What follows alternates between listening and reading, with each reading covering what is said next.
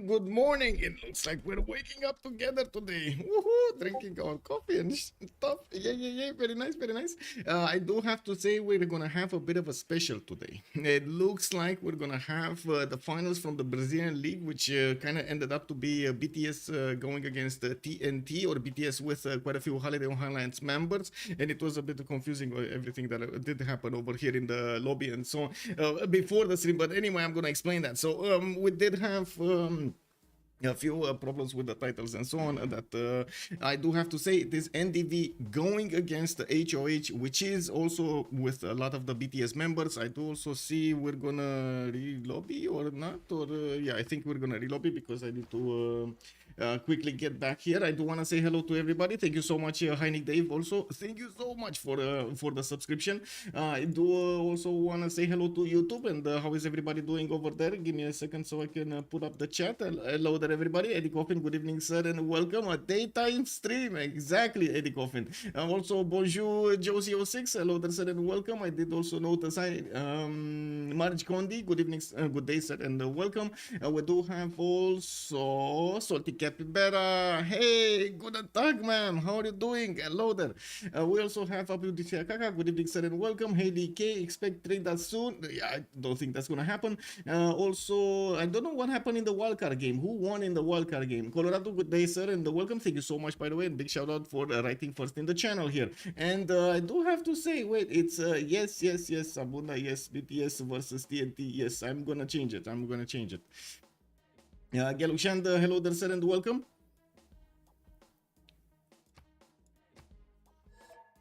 Okay, we're back in the lobby. Okay, we should be fine.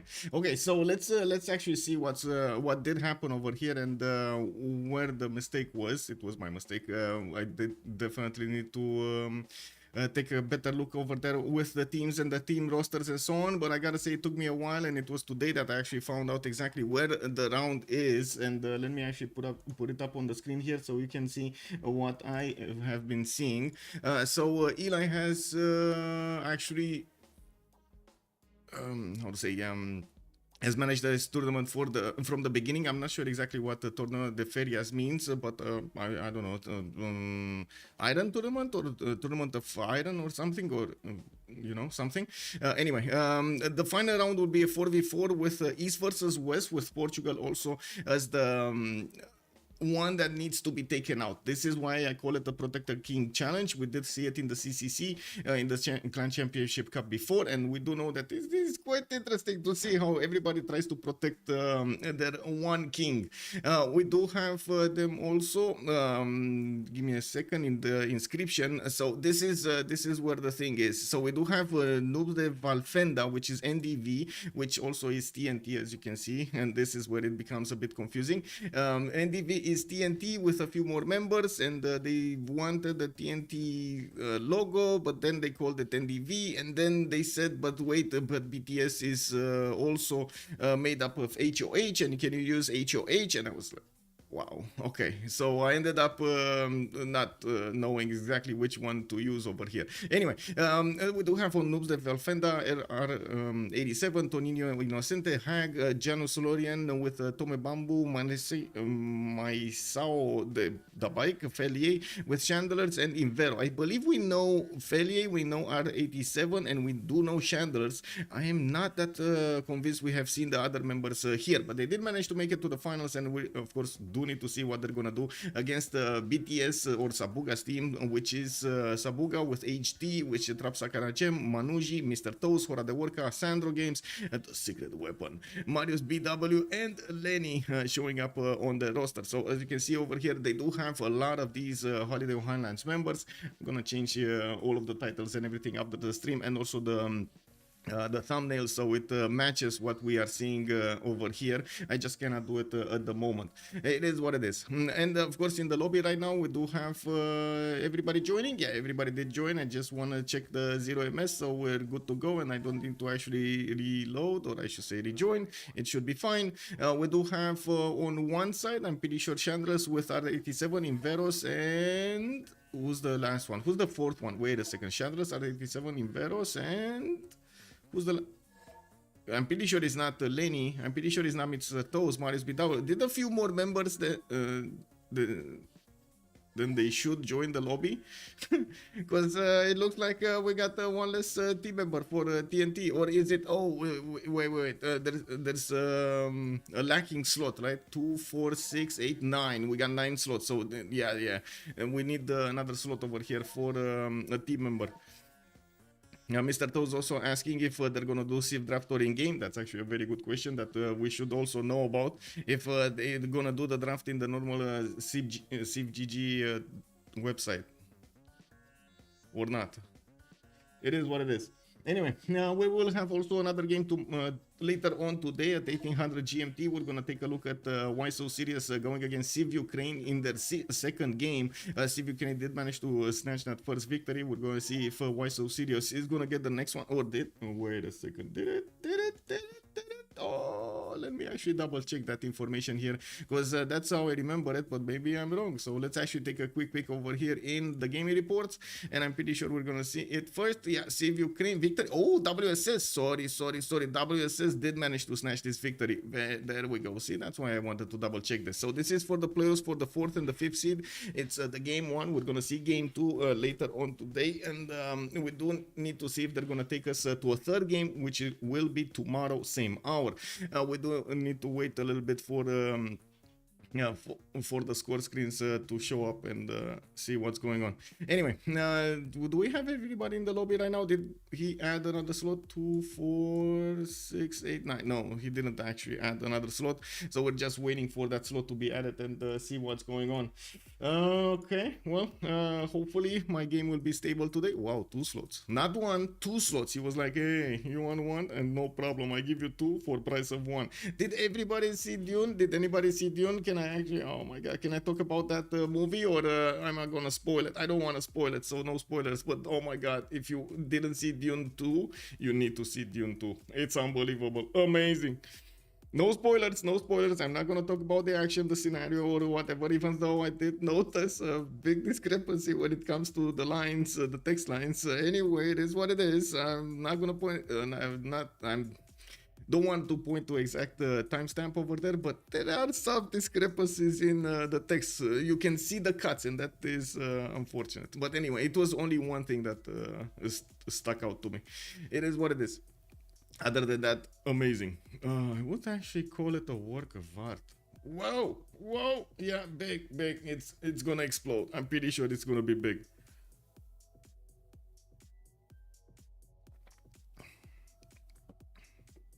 It's funny how right now in the world altogether we do have a lot more movies being created, being generated, and for some reason we still don't have those high peaks, more high peaks than we had before. It's about the same high peaks, like the best movies, like you're still gonna have like 5 or 6 maybe during a year, and even though we do have a lot more movies, that number did not change. That is actually quite interesting to see and to know about. Oh, game report. Oh my god, you didn't, I mean, maybe copy it.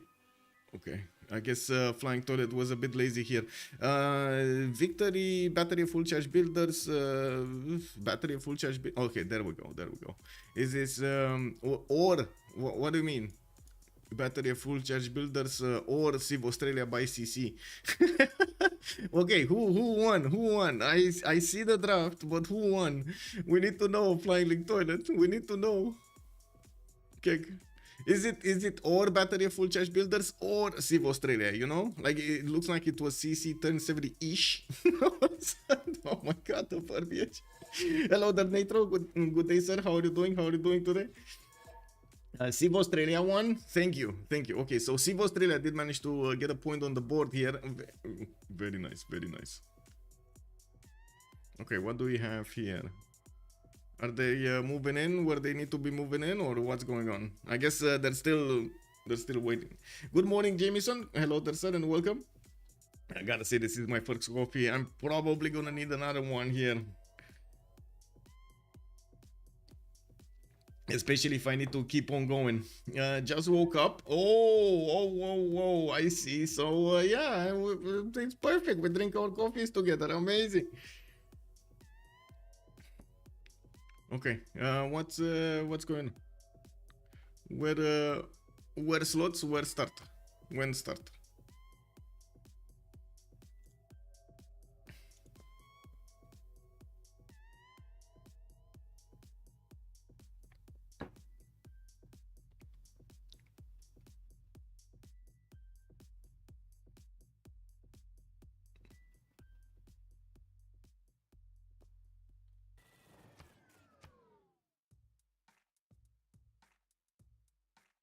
Well, it is what it is. Let's actually take a look if we can find some details here about their previous games, so we can actually see a bit of history of what has been happening. Let me actually take a look. Torneo the schedule. This is PB. Okay. Are there any, like, is there a game report somewhere channel that I actually get to see or no? It's just historical the ranking. Goes with here. Punición. Denuncias. No. Oh my god. Wait, they're actually denouncing people. Whoa. Oh, I see a ticket too. Okay. I was, yeah, I was meaning to say they're actually calling out people for doing bad stuff in open. Whoa. Okay, okay. I mean, that's it is what it is. Yeah, okay. This is something else. This was a vote. Okay, this was a vote for the thing. Did they do the Civ6? Let me actually put it up over here to see if they did it. Oh, wait a second.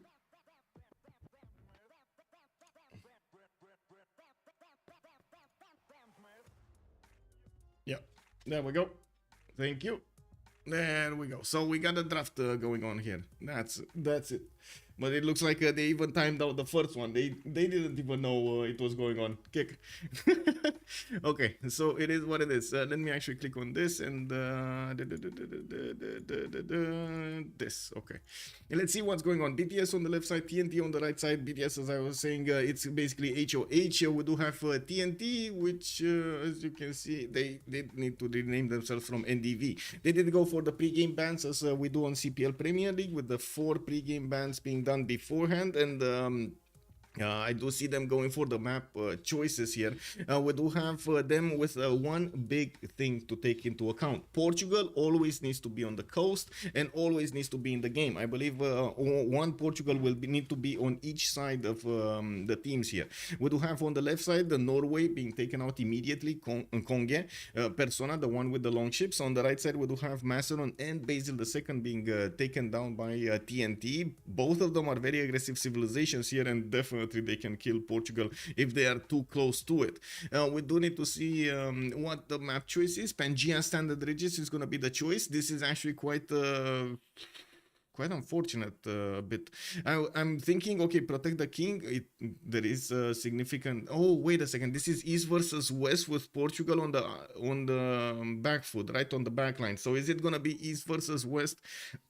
Like, is the map gonna generate actually Portugal back line, so they're gonna fight on the other side across the world over there, from one side of the world on the other side, Portugal versus Portugal fights. I guess Naus versus Naus, who's gonna get the amulets is gonna be a challenge. We do need to see if anybody can get to him on land, and of course since he will have some allies over there between him and his opponents, that might be tricky. We do also need to see if that's actually going to be the arrangement of the map. I'm not that convinced it will actually take into account all of the slots properly, but I guess we're going to need to see. We do have one more member that needs to join over here in the lobby and take a look at the settings. I believe that it should be a setting somewhere that decides east versus west. I am not sure exactly in which one. Is it in game modes? No, wait, game modes? No, this is not the game modes. There needs to be somewhere a specific setting that I believe needs to be ticked on east versus west. But anyway, maybe they're not gonna play that because I don't see it anywhere. Not sure if you saw, but forest balancing is up online. We do have it disabled right now by default, but if you want to take a look at it, how it works and what it does, you can take a look over there in the forest balancing option, take it on, start a new map and see what it changes. Damn Easy Moon, hello there sir. They play on new MPH and BBG. Yes sir, they play on the latest versions of MPH, BBG, BBS, but not with all of the things ticked on.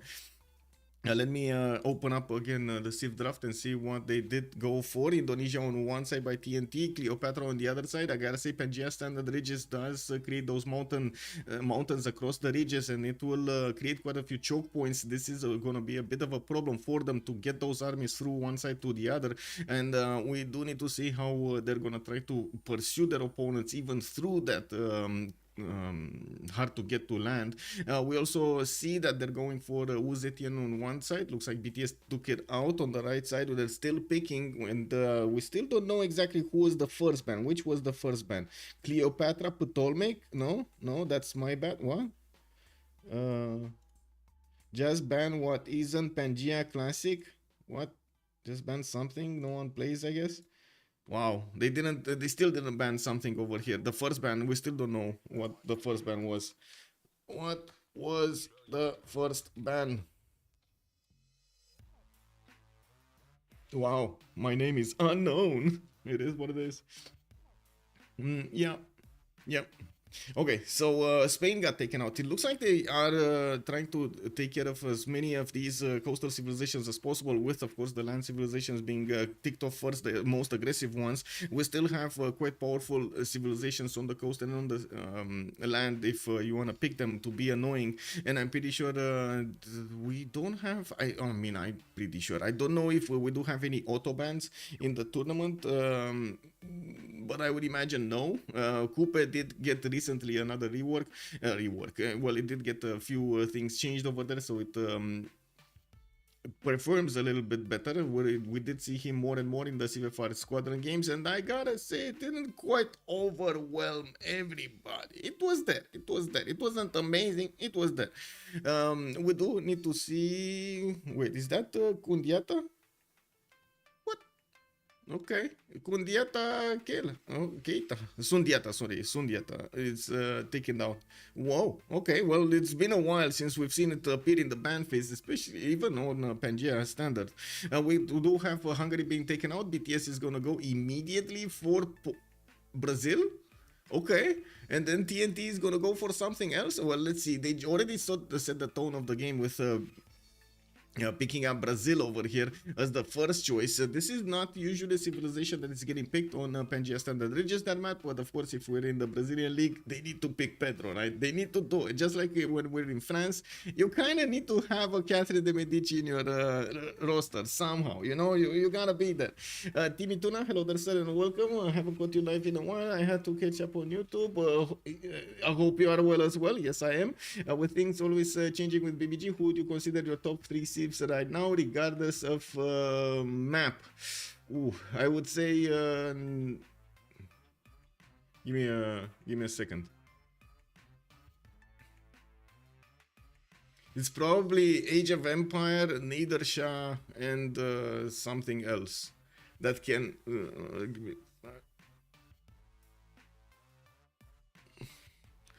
give me a second to parse a little bit through the leaders over here, because to be honest, I'm finding it hard to see which one the third one would be.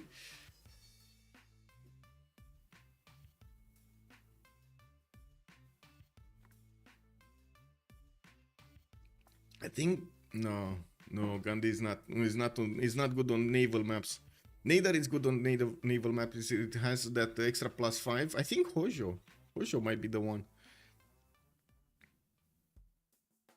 because the others are quite specific. Like you won't want Yongle on a naval map. You won't want even though it's very, very strong on the other ones.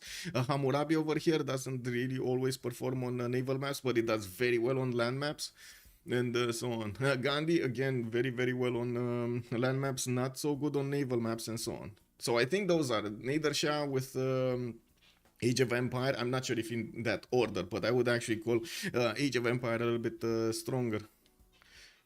England, yeah, Age of Empire, England, yeah, Age of Empire, England. Baron Voracious, good evening, good day, sir, and welcome. I think, you know, I always prefer a well thought out resports, Kek W, yeah. Okay, Australia is being ticked off by TNT. I do see both Persias got picked up by TNT. We do have Cyrus and Nader Shah showing up on the roster, while on BTS, it looks like they did go for the gold. They will take Mali. They took Mali. Wait, isn't this, shouldn't they pick Portugal, or is Portugal gonna be picked up last, so they just get everything? Oh, Abraham Lincoln was the first ban? Okay, Abraham Lincoln was actually the first ban? That's the response from that guy who told us something in the messages. I'm not sure even if he is in the game, to be honest. He might be a spectator like me, calling himself that guy, and then sending me messages about what's happening in the game, trolling me. I don't know. You can imagine I'm just deviating a little bit from reality. It's what it is. I need to make some fun of this also. We got Age of Empire being banned over here by BTS, while on the right side we still need to see the last ban from TNT. They do have a few more seconds to go, by the looks of it 43. So yeah, that's gonna be the last choices of a ban in this game. They need to be quite careful how they're gonna do it. Let's see, bans. Oh wait, bans Alex, Basil, Egypt, Norway, Spain, and Hungary. Wait. That kind of looks like what was here, right? And 1 2 2 1 pick order, and then we have 2 more each side. I guess they're talking about what's going on in the Civ6 Versal app, but yeah, that's kind of weird. Why can't I click on this? There we go. Weird. Guten Tag, Zilte, guten Tag. Willkommen.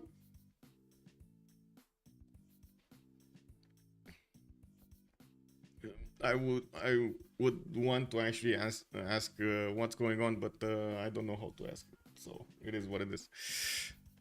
Anyway, Hojo has been also taken down by BTS. We do have by TNT. BTS is gonna need to do their last Civ choice here for a ban.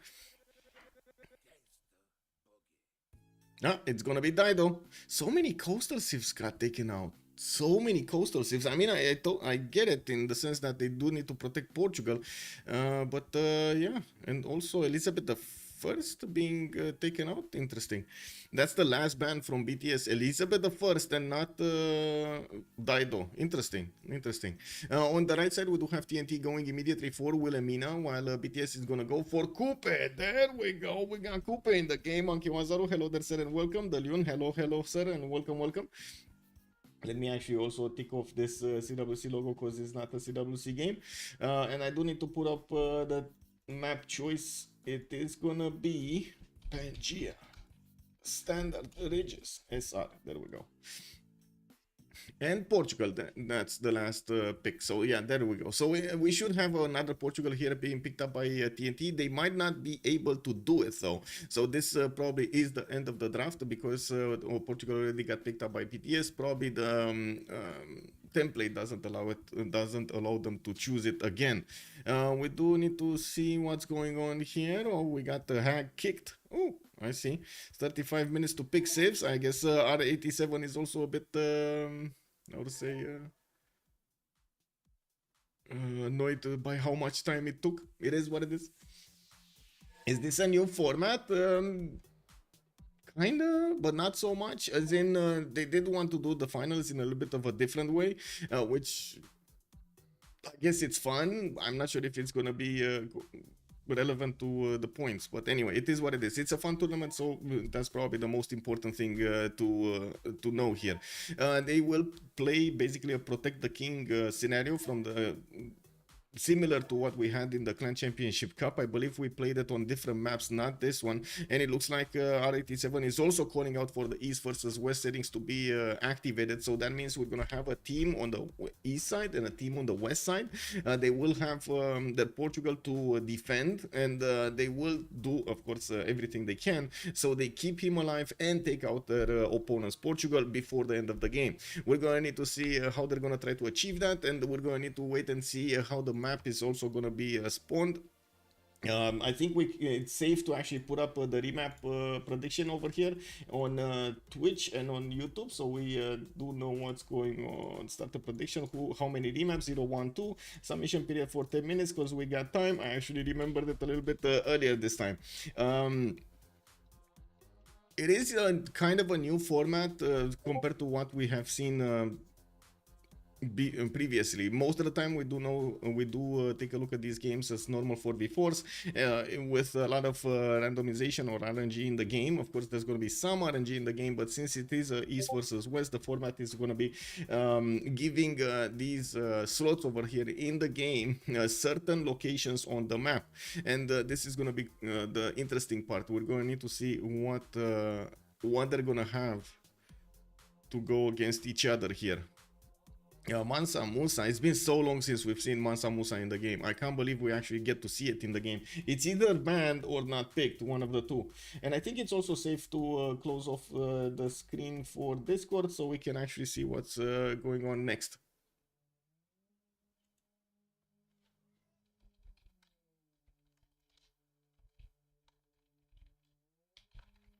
Let's see. Okay, so everybody's picking the Civ up. Yes, we just need to ready up. Please turn off tournament draft. So we can ready up. Right. There we go. No science victory, no culture victory. Nice to see something different. Yes, it is. It is nice to see something different. Oh my God, R87 is definitely annoyed by this. It is what it is.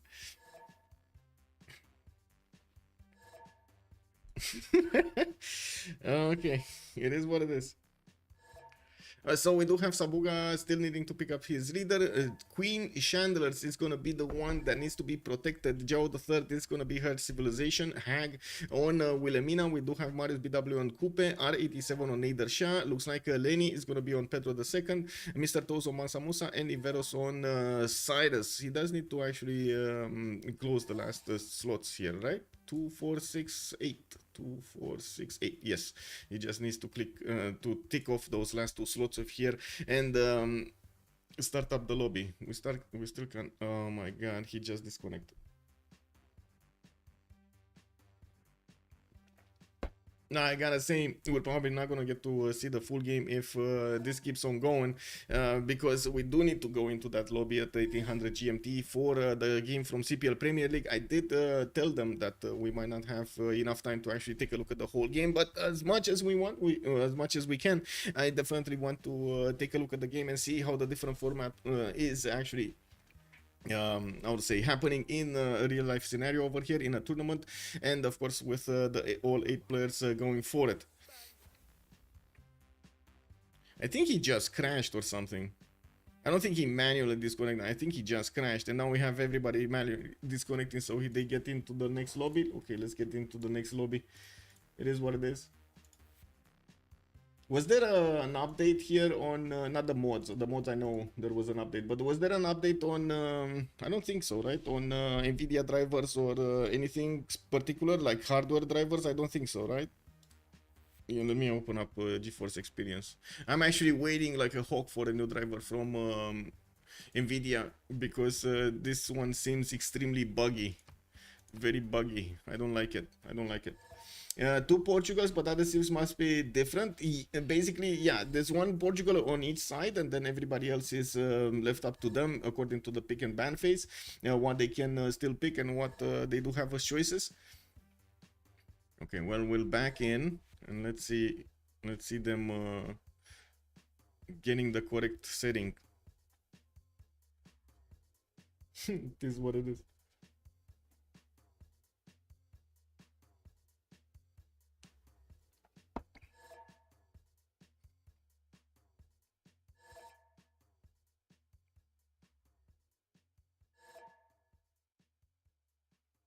Just waiting for everybody to join. I don't really want to switch slots right now because I'm afraid I'm gonna mess up the lobby if we are voting CC here.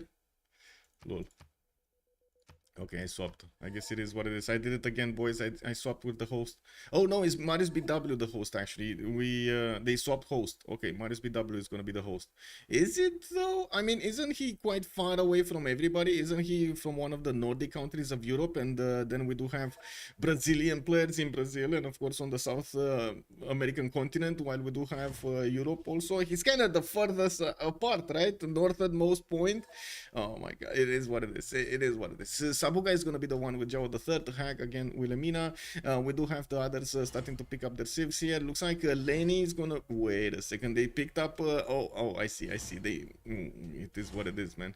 It is what it is. Lenny is going to pick up Pedro the second. He's going to take Pedro and going to go against the Brazilians with Pedro. Okay, I mean, that's a good one. Let's actually see if he's going to get the opportunity to get some of those Minas Gerais out and about to smash his opponents. We've seen them so many times actually take out the coastal civs. No problems for him. Let's double check the 0ms really quickly before we actually get into the game. So wait, was that 2000? No, it was 200. Okay, it's fine. I was thinking, oh my god, is that 2000 milliseconds? Wow. I mean, you know, you send ping, you go to the toilet, you go take a shower, and then you come back and ping is still not here. Anyway, we do have Mansa Musa. Come on, by Mr. Toes. Mr. Toes is gonna play Mansa Musa. Okay. Loxania, good day, sir. Is it a meme or why not 2 times? It is a protect the king challenge, basically. That's how it's called. They need to protect Portugal from all opponents and keep it alive and take out their opponents, Portugal also. That's basically one of the side missions of the game, not of course including the other victory conditions that you would have, the normal Diplo, the normal science, the normal domination, and so on and so forth. Well, I guess domination can be activated with just taking over Portugal's capital, and it is what it is. So we got King Sabuga going against Queen Chandlers, and they are on the northern hemisphere, both of them. It looks like they're not going to be that far apart from actually sending bows to each other. We do have also Wilhelmina here to the south of Joe III of Queen Chandlers, while it looks like Maori is going to be the one on the west that's going to get to fight alongside Portugal, his ally, to take out his opponents. I gotta say, I'm probably going to prefer Wilhelmina here actually for the tempo, especially with how many rivers and also these geothermal fissures that he has to benefit from. Looking at Kupe's territory, especially to the south, he doesn't have a lot of forest and rainforest to benefit from the textile production, but in the north it is actually quite good to take all of these cities there.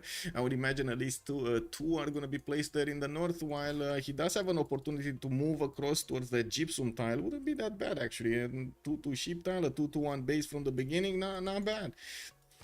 Anyway, let's take a quick peek on the others here and see what's going on. Brazil in the middle. He's going to be on the right side of Sabuga. That's going to be his ally, and that's fine. Who's he gonna go against though? Has Cliffs of Dover to benefit from, a decent amount of rainforest here. By the looks of it, R87. Okay, well, I just realized I'm gonna start confusing everybody if I'm gonna do this. Let's actually go the normal way. On the top screen we got the leaders, and we're gonna take them from the left to the right and take a look at their spawns, also their possibilities, the neighborhood basically. We do have a scout coming up in 3 turns from R87. He's gonna play Nader Shah, which does have a +5 against full strength units. We do have him with good campuses or holy sites. Maybe he's gonna want holy sites, you never know these days. For Persia, we do have him also with a decent amount of territory to settle east and west and south and west. By the looks of it, in the south he's gonna have access to diamond settle or the river settle with diamonds over there to buy.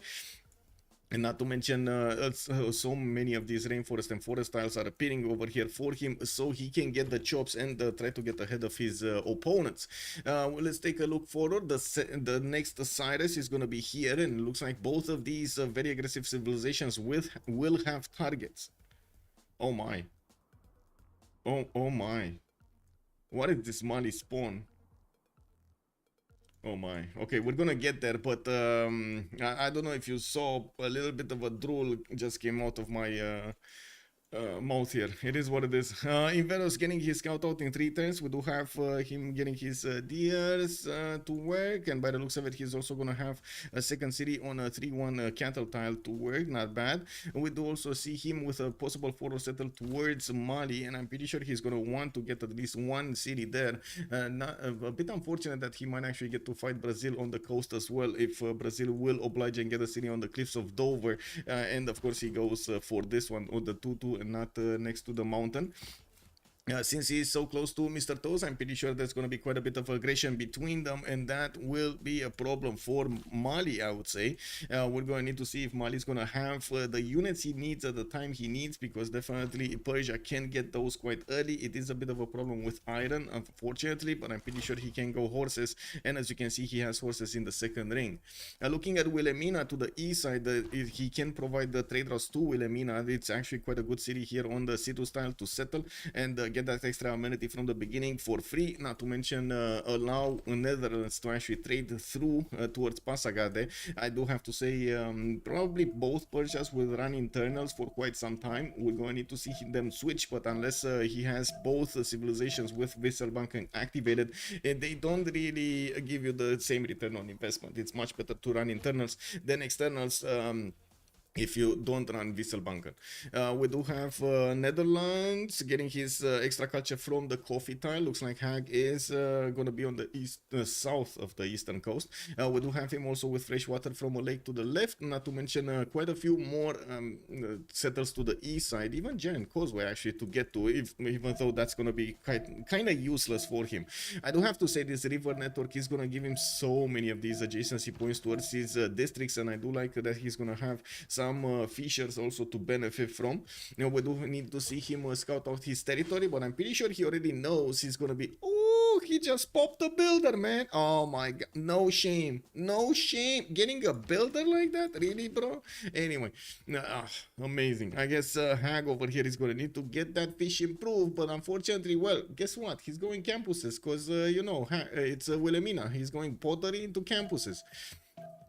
Now we do have also take a look at Joe the Third here. That's gonna be Queen Chandlers showing up today for the fight. We do have her with a 1-4 deer tile, only a 1-1-1-1-1 pearl tile, unfortunately. So many of these sheep tiles that she's gonna get to improve, and horses 2-4-5. Oh my god, this is open sky. This is a must-have open sky. We do have also her with a decent amount of cities on the coast, but unfortunately I don't really like the production on these. So for example, if she puts a city here, she's gonna need to switch up that sheep tile from the north of Lisbon, then wait for the city to either grow or buy one of these other 2-2s and improve some more of those hills. That is a bit more expensive than it would be for anybody else that would put cities. For example, over here Amsterdam is just gonna get a city here, and we'll have like 4 tiles, like 3 tiles immediately to work just from the expanse of the border, the initial border expands. Now we do have also on the other side Mr. Toes that we need to take a look at, and yes, this, oh my god, this city, bro, this city must be the first one, isn't it? Like 4-3 tiles, 2-4-3 tiles next to Torres del Paine, with the settler coming up in 5 turns. He did buy another scout, and he is going with the scout towards the Persian units. They're gonna see each other in just a moment here, and they will know they are next to each other in the Sahara Desert. Looks like there are gonna be quite a few victims lost, and we do need to see who is gonna win this war at the end of the game. We do have Niani with a decent amount of desert on the west. No, not that much production, to be honest, but you know, it's desert, and not to, of course, food is gonna be a problem. Usually Mali does want to go for a religion, or he wants something like religious idols. I don't see religious idols appearing over here. Let's actually take a look at Earth Goddess. Not as great, definitely not as great. So I would imagine he's gonna go for something different here. Let's actually see writing. He's going for writing in 4 turns with Code of Laws in 2. So he's going directly for, ooh, where gold? Okay, he's going directly for Sugubas, I believe it's the name, the replacement commercial of Mali here. We do have him also picking up a pantheon. That's the religious settlements being picked up. Okay. Interesting. He's gonna want the faster production to or I should say less production towards settlers, and the more tiles acquired when you do settle a city. I do also notice Persia is gonna try to put a little bit of pressure on Mali to force him to not settle on Torres. He probably did. Wait, did he see Torres? Yeah, he did see Torres. Okay, yeah, I was thinking he saw Torres. Now we're gonna need to see if he's gonna be pushed back by Mali's slinger, even though I don't think so. And I'm pretty sure the settler can actually go on the other side of the lake here. 1, 2, 3, 4, 5, and 6 to settle, even though on the other side it would have been 1, 2, 3, and a 4 to settle. Looking at the next one, we do need to take a look at Brazil here. Brazil in the middle of the map. He's sending his scouts to the east side. He's a little bit late on the settler with only 110 later.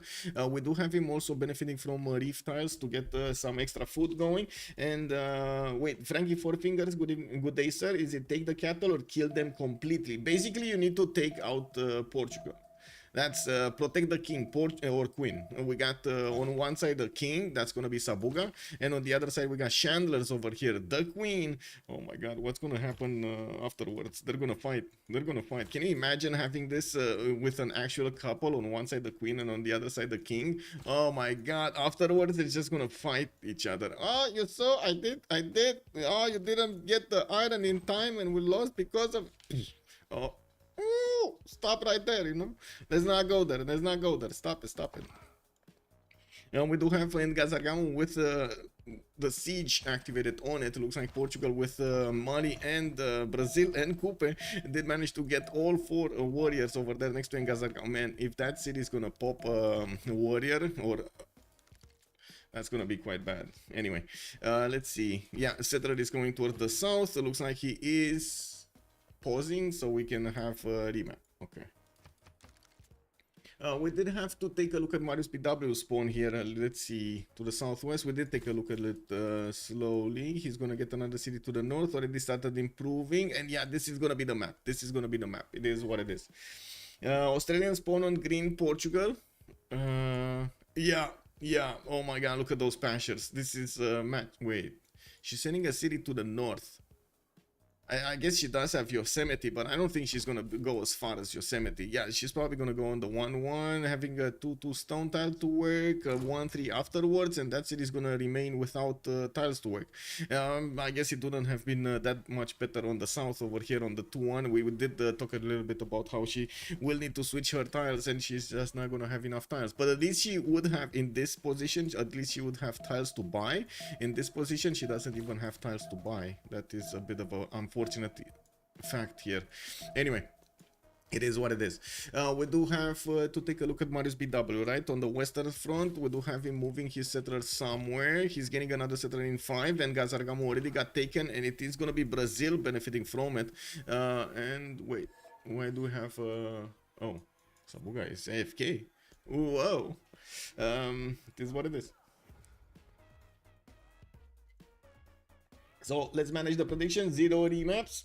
It is what it is. Let's actually put up also the text on YouTube over here. Hello. Is it I do have to ask because Twitch is telling me the average stream bitrate is too high, but I'm pretty sure I set it as it should over there.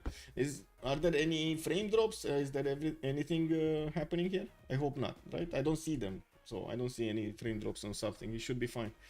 Anyway, let me put up the who will win prediction so we get that out of the way, and also the team names. TNT and HOH or BTS. 30 minutes.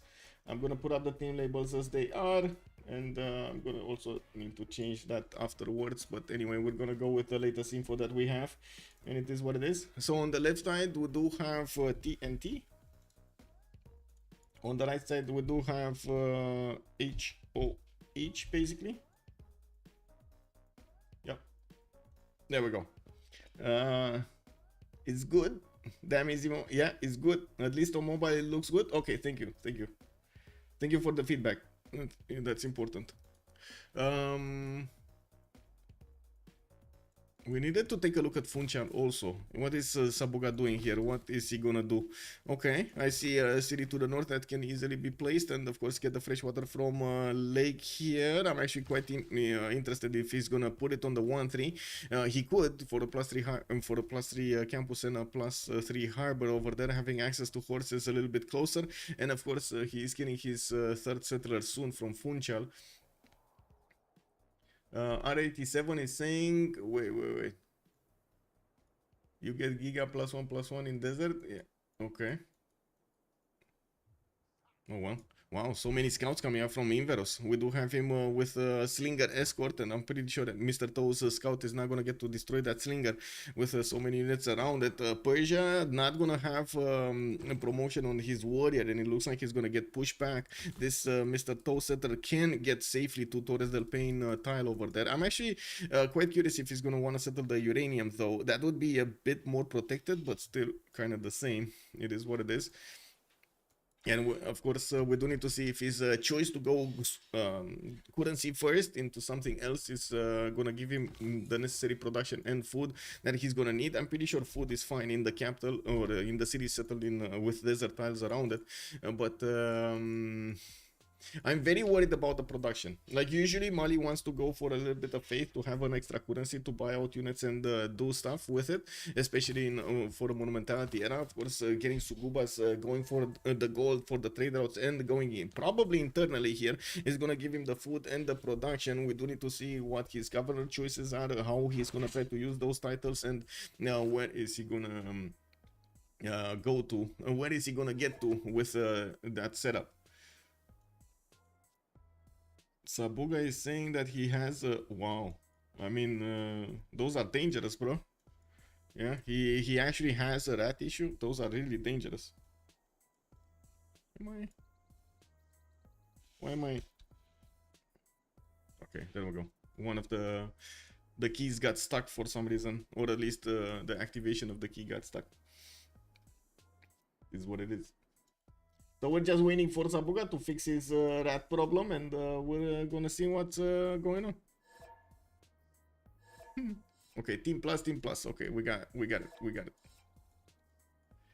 Oh, campus start over here with +3 from R87 on Persia, on Nader Shah, actually, Persia. We do have him getting his third city out soon, and I do want to take a look, since we do have a bit more time here, I do want to take a look at the action, what's going on here, and the city states.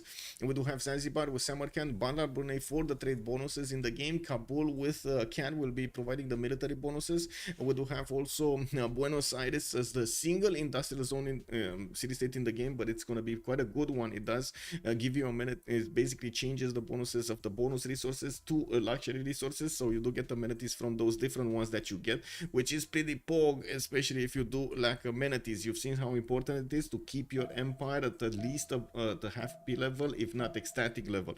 It does give you basically like a NOS from speed racing.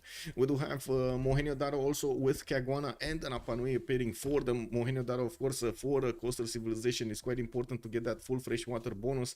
We do have the extra housing, of course. We do have also Hattusa with Anshan, the two science city states in the game, which will need to, well, we will need to see where they are. One is here, and the other one, where's the other one? I see. Oh, so both of them are actually on the eastern side of the map. That's going to be on the side of TNT over here. That's actually going to give them quite a few bonuses. Hattusa, if he's not going to get scouted, and if they do manage to keep it as a pocket CS, not to mention Anshan. Oh, both of them actually can be kept as pocket CSs. Especially if the Persians do manage to keep away their opponents from discovering too much of their territory, and looks like they're doing it. Oh wait, Mr. Toes is finding huts from Persia. Wow, I guess it is what it is. These Hattians over here are gonna meet Mali first. Okay, it is what it is. And taking a look at the last city states, what did we have? A cat with Kabul. I think we talked about this. It's fine. We don't have any faith city state. That's a bit unfortunate, especially for civilizations that would like to go for a religion. Even though in this game I thought Mali is gonna go, he did not go. We do have him with Tanmika being settled with a monument coming up in 8 turns. He's getting his third settler in 1 turn from Niani, and I do see his managing to grow that city quite quickly. Of course, Tanbika is going to be quick to grow also, especially with the 4-3 tiles to work. It's only a 2-1 base, but it's fine. All of the other tiles are amazing for him to use. Persia will need to tell us if he's going to go for commercials or if he's going to go for bronze working. He did go for mining. He's actually, no, that's not the correct Persia. Cyrus is the correct Persia, and he's going right now for writing with foreign trade. So it looks like either campuses into commercials or commercials into encampments are going to be chosen here. It's going to take him a bit of time to actually get there, while Mali is still getting doubling his currency in 16 turns, he's gonna get the boost for currency from establishing a trade route, and I would imagine he's gonna want to go internal here, but I guess we're gonna see what he chooses. Mr. Toes is trying to adapt to the territory he has, with of course trying to make the most out of the bonuses of Mali here.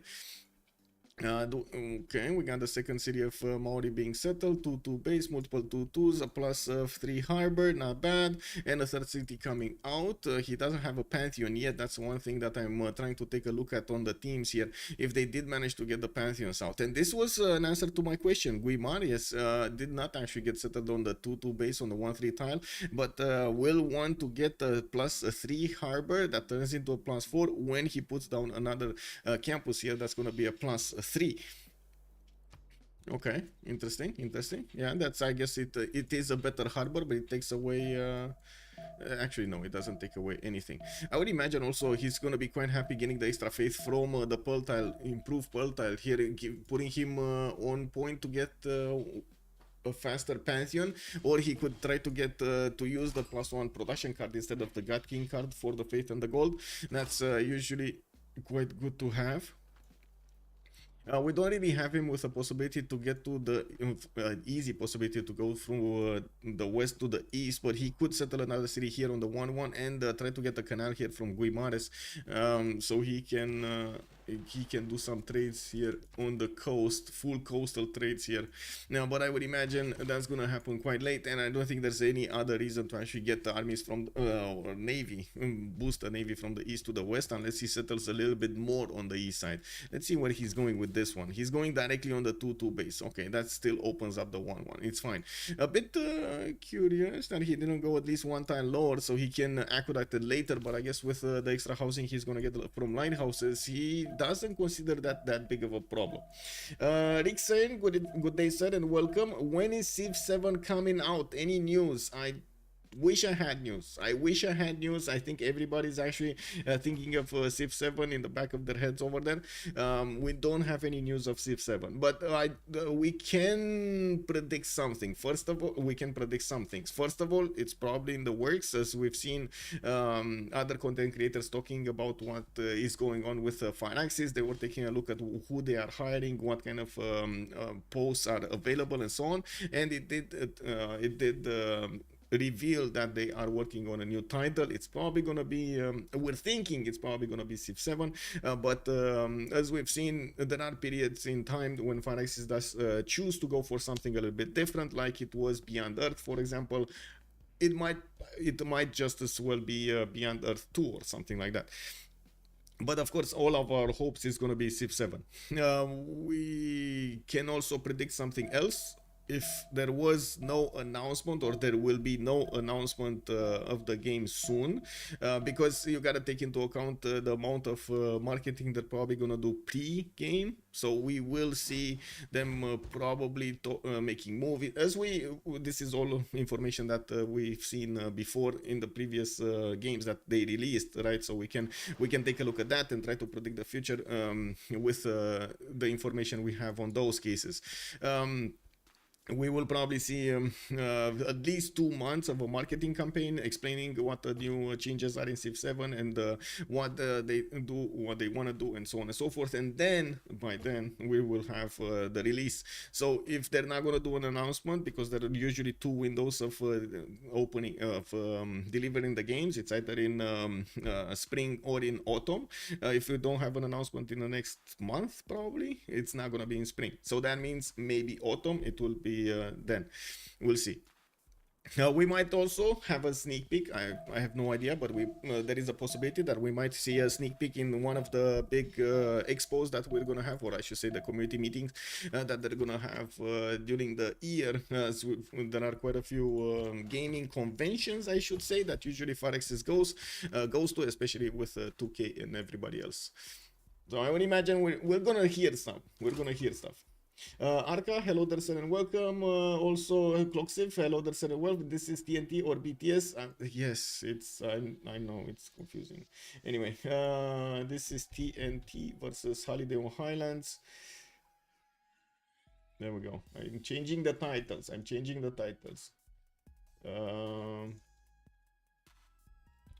TNT. I cannot change immediately the animation though. Or I should say the thumbnail. I could, but it refreshes my screen and it sends it somewhere else, so I don't want to do it. If they put one envoy only, it won't reveal. That is true. SM's dungeons. What is SM's? Oh, Sid Meier's dungeons. Mark Joe, thank you so much for the follow, sir, and welcome. We did have a few new things happening. First of all, Mali did choose to go externally with his first trade out, and looking at his goal pattern, he did jump up to 10, putting him at a time with Lenileichen's 10 as well. They probably... Oh, he's using the Cliffs of Dover for the extra gold and the culture. That's why he has a few more points there. As you can see, Portugal already set up coastal trade routes with Brazil. He is going to get actually through the city of Viseu, he's going to get those trade routes. We do have on the east side Persia getting his campus out from Tushpa in 310s. He chose to go for a campus from his capital, and I do notice he did put his third city to the south here. There's going to be quite a bit of science being gathered here, but he does need to get to his commercials and encampments. That's actually something that I'm quite curious about, how he's going to choose to get the setup going for his government plaza and everything here, because it does seem like he's going to have a few challenges. First of all, placement of districts. Second of all, getting the general at the correct moment in time to defend against this overly powered Mali, I would say, especially with Torres. This kind of feels like it's very, very powerful. We got also a trader buy here in Tushpa. Interesting, they actually bought him a trader. Well, this is quite valuable, so you can imagine why. Okay, so Inveros here is gonna go for bronze working. Looks like he's not gonna go for commercial, so that is one of the the questions answered here. And we do have him needing to finish that campus, and of course show us what is he gonna do next. Do we have more pantheons? God of War and Plunder picked up by Sabuga, by the king, and we do have him getting his monuments for the extra culture, while he still is training his trader here in the city of Funchal. The other Persia did go for city Patrian Garas, and I do notice his volcano is already starting to be quite quite excited here. There might be a war between him and Brazil, and of course the volcano does know that. We're gonna need to see if all three, basically the first volcano is saying, you know, you gotta watch this area. The second volcano is gonna be like the yellow light, you know, from a stop sign, that's gonna be like, woo woo, yeah, there's action here, bro, take a look. The third one is just like chaos everywhere, just like the apocalypse. Everybody's running, everybody's taking a look at the meteors dropping from the sky. We got spaceships flying around and so on and so forth. Basically, that's the third emergency of the map, and it looks like emergency went down because the volcano stopped exploding. It is what it is. Yeah, we do have slingers also coming around from RD87 to defend his territory. Doesn't really seem he's gonna have that many Brazilian units going around, but it is something that he definitely needs to get some of these units to defend himself. Portugal, the other Portugal, that's gonna be Queen Chandlers. So we do have her with the God of Open Sky. This was basically a match made in heaven here for the extra production and the culture that she's gonna get from all of these improved pastures. Quite good, I would say, quite good. We do have the horse and the sheep giving the production towards Coimbra. I do see Magnus establishing in 5 turns in the city of Lisbon, even if she does have fresh water from that one tile river. Since she is working the 1-4 deer tile, she cannot grow that fast, and of course when she's gonna get the builder, maybe she's gonna consider moving off that 1-4 deer tile, or even chopping it, so she can get stuff much faster. That actually slows down her growth quite a bit, not allowing her city to grow into more tiles and work more tiles. We do have on the west side Maori managing to get God of the Forge, and I do see him getting his harbors out, 3 of them from all cities. He can get another city here to the north, and he should be able to get the extra production. Didn't he? Yeah, he did get the extra production on these tiles. He already got to early empire.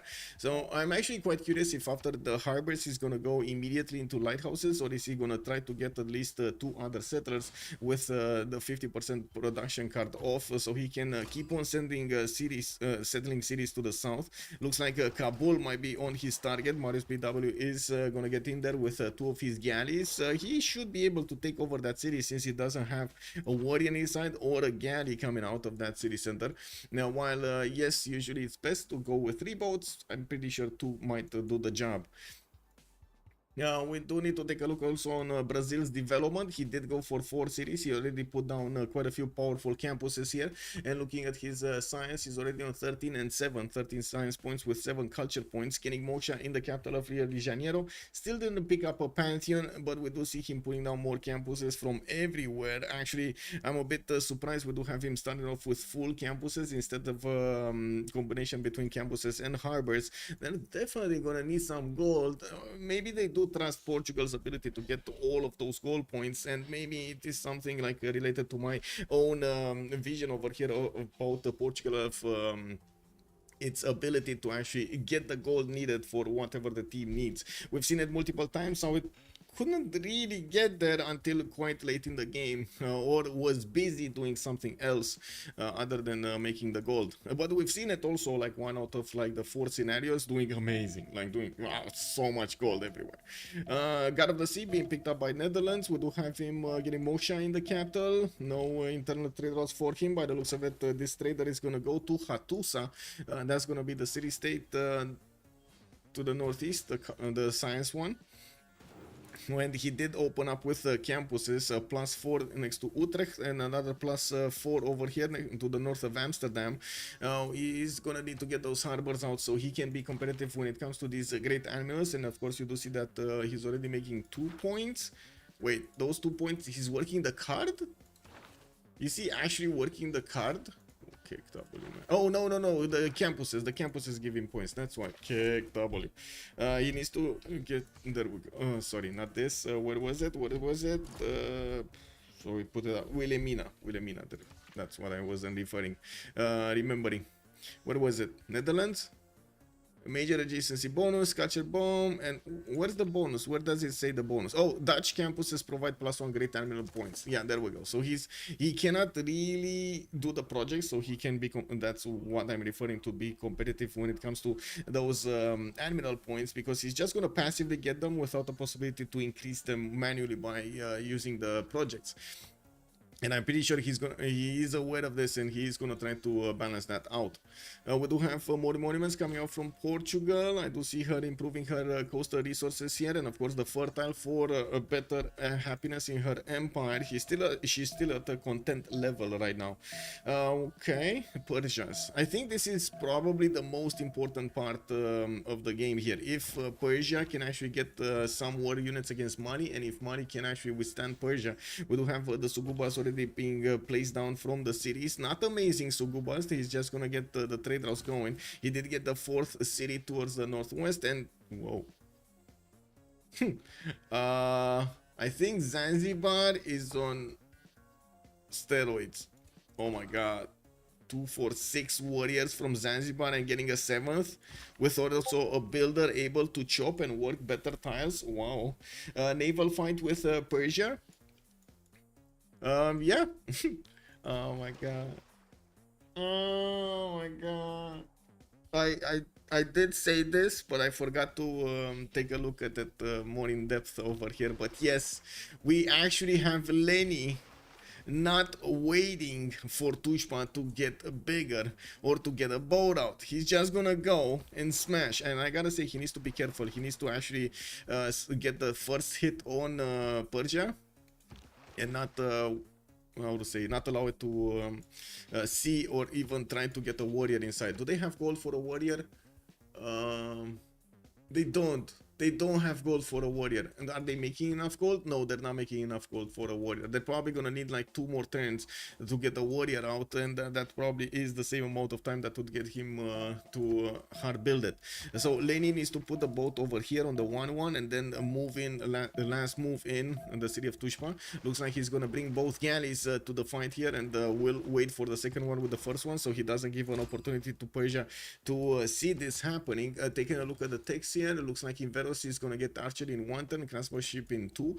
That does mean he's not going to have horses for some time now, or a stronger unit to beef up the strength of the city-states. Remember, the city centers do get their increased strength alongside the strongest melee unit that you have in your empire, or I should say along with the strongest melee unit that you have in your empire. You improve swordsman, bam, you got more strength. You get muskemen, bam, you got more strength, and so on and so forth in your city centers. The same can be said about the ranged ones. They do give more damage to the ranged attacks of a city center. Cool Whip, hello there. And also the economy is massive on HOH. Ooh. Yeah, massive. Yeah, the monsters over there are breaking. You see the veins, Also, what's wrong with Zanzibar? I think Zanzibar realized what Mr. Toes had in store for Zanzibar, and he said, "You back off, buddy. We're coming to take your cities." And I gotta say, if Zanzibar is actually gonna go on the offense against Jen, we're gonna have an awesome time here. Oh my god. I'm pretty sure Mr. Toes is not gonna have an awesome time, but we're gonna see these warriors smash through the left and the right to get to that city center, pillage his Sukuba, and do a lot of chaos here in Mali's territory, while Mali will need to do something about the east side here. Oh, well, it's all up to Leni, I guess. It's all up to Leni. Let's see if he does manage to actually do the damage against Tushpa and slow his opponent down from actually pushing his neighbor.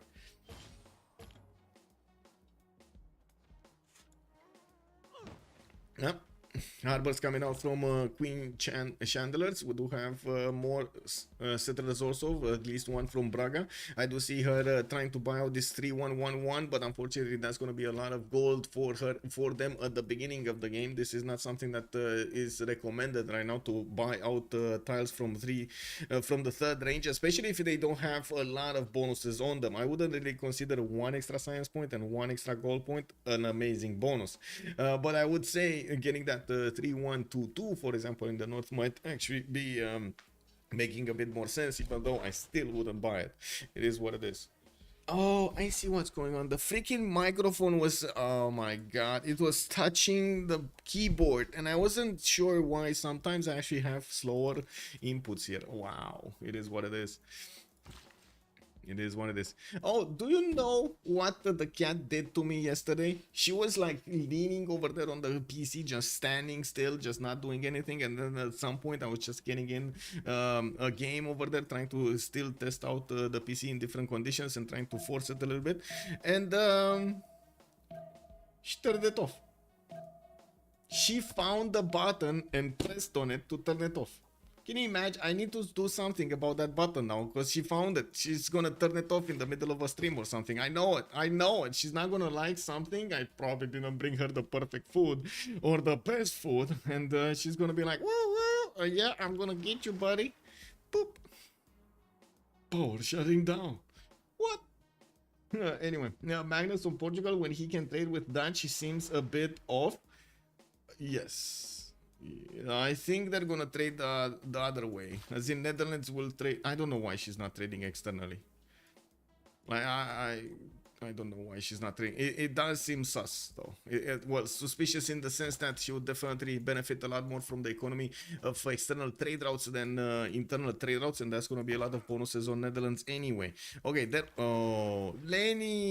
Lenny got overexcited here, and he didn't last move, and this is a problem because first of all, there's a builder coming up from Tushpa in one turn. He could try to chop the walls in another 2 turns, or try to get to horses. No, he won't get to horses. Can he get to horses? His animal husbandry? No, he's never gonna. Oh my god, 1 turn animal husbandry. He's just getting animal husbandry. I think that's a bit of a problem. He was trying to get the Magnus in Pasagarde with more settlers about to be chopped there, and Cameron coming out in 1 turn from Susa. While already Brazil is coming in with the tag maneuvers here, getting the galleys from the north. We do have Mr. Toes with the archers able to actually do this scout is going to be taken down. Oh my god, he's not going to know one hit him. Pew, pew. It's going to be exactly like in Dune, you know, when the Harkonnens were on top of the plateau. No, sorry, no spoilers. Oh my god, I caught myself off the edge over there.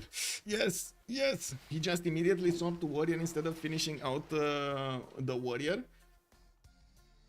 You mean builder? Silo Magic, good evening, sir. Yeah, no spoilers, no spoilers. Yeah. I mean, MS Doll, I'm sorry, but you know how reenactments are, or I should say, how the movie is getting out, right? It's gonna be a little bit different than the books. We already see quite a divergence from the books in the story. Yeah. But oh my god, yeah, you didn't mean to say builder. Yes, Silo Magic, I got it. Thank you.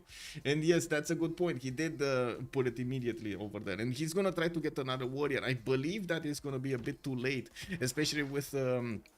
Already the city on half strength, but of course he's gonna get another warrior here, and I don't think he's gonna have access to a masonry, so he can actually get walls up. And of course, with so many archers bearing down on that city center, we do have money with the scout also that will have the opportunity to cross the river immediately after that scout is taken down. This should be a flat tile, right? And this is a flat tile, this is a flat tile, so these archers should have been able to hit the scout from two sides.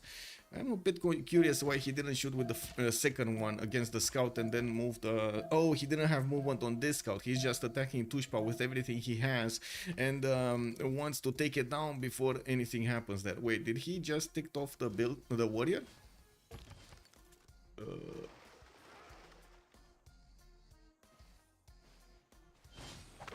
Oh, that's too late. That city's gone. I'm sorry to say, but that city's gone, even with the galley. He really needed the warrior. He really needed the warrior. And I think we got the answer to our question, I guess. We do have Persia gridding this out, going to the east side. He didn't have vision over the Mali units, and of course a lot of archers are getting in there. This is gonna slow down Persia considerably since he isn't even close to getting anything 4 turns away from horseback riding, 5 turns away from political philosophy. That's gonna be a long time. He's getting the builders and he's gonna want to chop those horses, while I'm pretty sure money here is gonna get quite a bit of gold. We do need to see if he's... Oh my god, Zanzibar is invading! Zanzibar! Man, you gotta be careful with these city states, man. You gotta be careful. That's an X city. Yeah, that is an X city. I'm so glad to see Mali doing okay. Well, Zanzibar is still scary. Yeah, man, Zanzibar, bro. He's going to Kirina. Zanzibar is going to Kirina. Jen at least is protected by a warrior, but Kirina it's not, and by the looks of it there is a warrior from Brazil trying to slow down the Zanzibar warriors. Well, I guess they're not gonna get in there in time. We do need to see what the other pantheons are here. Brazil, goddess of tides. Okay, so it looks like we did have Leni going for the extra culture from all of these improved coastal resources. We do have him with Zangheng as the scientist, and he's getting a lot of golden culture. Oh, he's getting pillaged? No, he's just getting stopped from doing stuff there. I do notice Mali does need to cross into Tushpa, and I'm pretty sure he's gonna need to buy out at least one horse on the front line. We do have him 2 turns out from getting horseback riding, while Inveros is gonna get it next turn. Looks like also Zanzibar is having a bit of a problem of concentration here. He doesn't know where to go, Kirina or Jen, and it looks like he repositioned his warriors to go towards Jen and not Kirina. Did he's not getting into the border. Did he piece it out? Did they piece it out? I think they pieced it. Yeah, they pieced it. Okay, it's fine. It's fine. He got out of this. Now it's only a matter of time until he's gonna be this... Oh, wait. Nobody has points in it. Wait, they didn't discover it? Oh my god, they don't know about it. Yeah, they don't know about Zanzibar. They don't know about Zanzibar. It's fine. It's fine. If they don't know about Zanzibar, they cannot live here. They cannot do more damage. It's fine. It's fine. It's all good. It's all good, guys.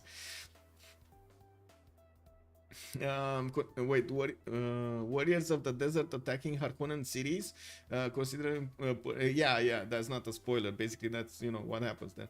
Wait until they will try to create the prequels. Oh, let's see if they do manage to actually keep the story going. That would be amazing, even though like with Children of Dune, for example, because that's the next story, right? The Children of Dune.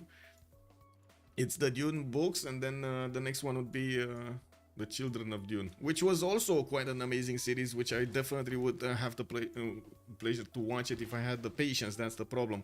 It's kind of an old movie, and I don't know, I don't really like old movies with the how to say graphics and stuff like that. I cannot watch them. Some of them are very good, some of them I cannot watch them anymore. It is what it is. Mali is one of my favorite civs. Happy to see them in the game. Yeah. I mean, for so long it got banned. For so long, and now it's getting left open here. We're going to need to see if Inveros is going to manage to invert the situation that he's in. And we do have R87 with Golden Age, a pen passion voice Golden Age, 16 science with 12 culture. He is managing to get his 4th city and 5th city out. We do have him in camo training projects in 2 turns, and it looks like he's one of the few ones that are making general points, him alongside the other Persia, and that's about it. It looks like in the scientist screen we didn't have actually Hypatia opened up, but there are quite a few of them making these scientist points, including R87. We got also Inveros on 7 science and 10 culture. I do want to check if he did improve his iron tile here. Inveros did lose one of his cities, and looks like he might actually lose some more. We do have the first horses coming up from Tushpa, and I'm pretty sure we're gonna have quite a few of them being sent over here to the front line. We already have Mr. Toes on 35 gold at 10, Mariusbw is 47, and Sabuga is on 23 with Lenileichen on 13. That does mean they will be able to buy a horse like every 2 turns. Yeah, every 2 turns, right? They're buying, yeah, they're buying a horse every 2 turns if they want to in Tushpa, and they should keep on buying horses every 2 turns in Tushpa. We do have Hag with 18 science and 23 culture. Wilhelmina is gonna get his oligarchy going, and I do see him putting down more of these campuses. He didn't yet choose. No, he did choose actually. The government plaza placement is to the north to increase the adjacency of these campuses. Now that does mean he's gonna need to get 7 pop in Amsterdam to get the harbor out, while he is putting one from Utrecht. And I'm actually quite curious if he's gonna choose to go get the harbor from Amsterdam. We do have him with a 5th city and a 6th city coming out. Utrecht is going to send one towards Giant Causeway, and this one from Amsterdam is probably going to send it somewhere around here. I would imagine on the 2-2 base next to the bananas and the whales. With 20 science and 25 culture, he's going to do quite well, but Hag is going to have a bit of a problem when it comes to the gold per turn, especially since his allies are getting attacked, and they will require a lot of funds to defend themselves.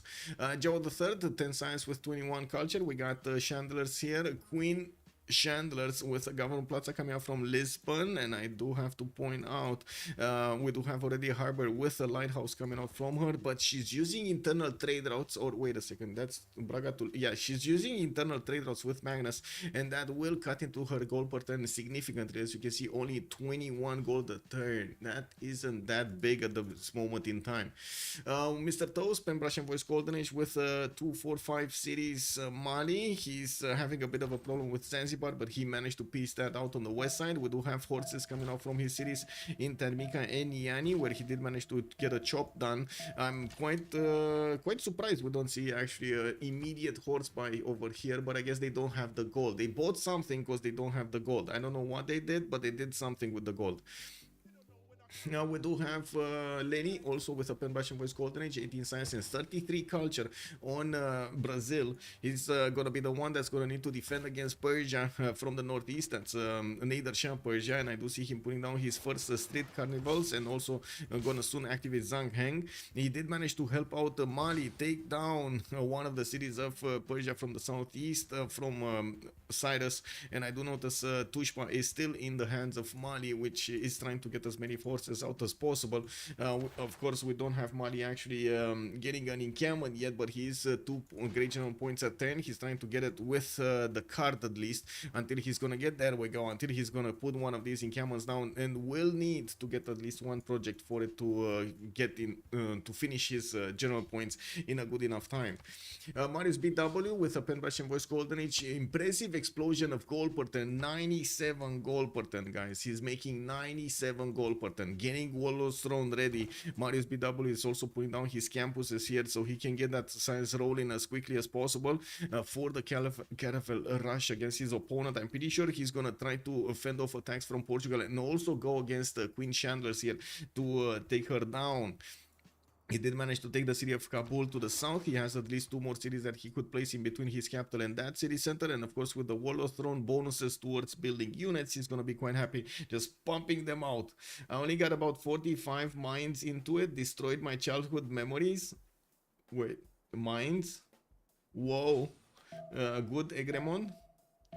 Wait, whoa, what did you do? I used to think the original Robocop was awesome until I rewatched it recently. Yes. Yes, I know. It just doesn't seem real anymore, right? If you rewatch it right now. Yeah, I guess our impression or our expectations did change quite a bit with all of the, I would say, with all of the titles that came out and all of the advances that were done to movie making and so on. Movie making, graphics, effects, sound generation, and everything. Like, I don't know. I don't know if you ever watched one of those how it's made movies, but about movies. Oh my god, crash! What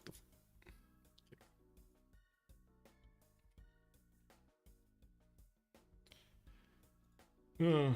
Thank you for the follow, Silo Magic. Hello there, sir. Okay, let me actually open up event viewer here and see what happened. I did try to get something else going. At least I have my answer. Was it a full crash on everybody or was it just me? And of course the same error appears. Game bar present server, internal present server. Really, bro? Really?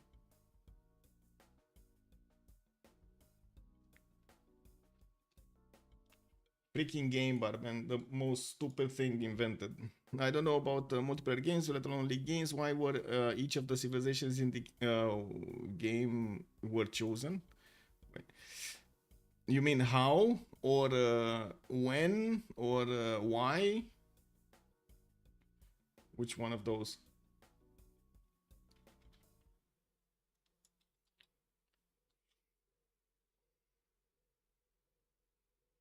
So basically, I can give you an idea. Oh, need to reload.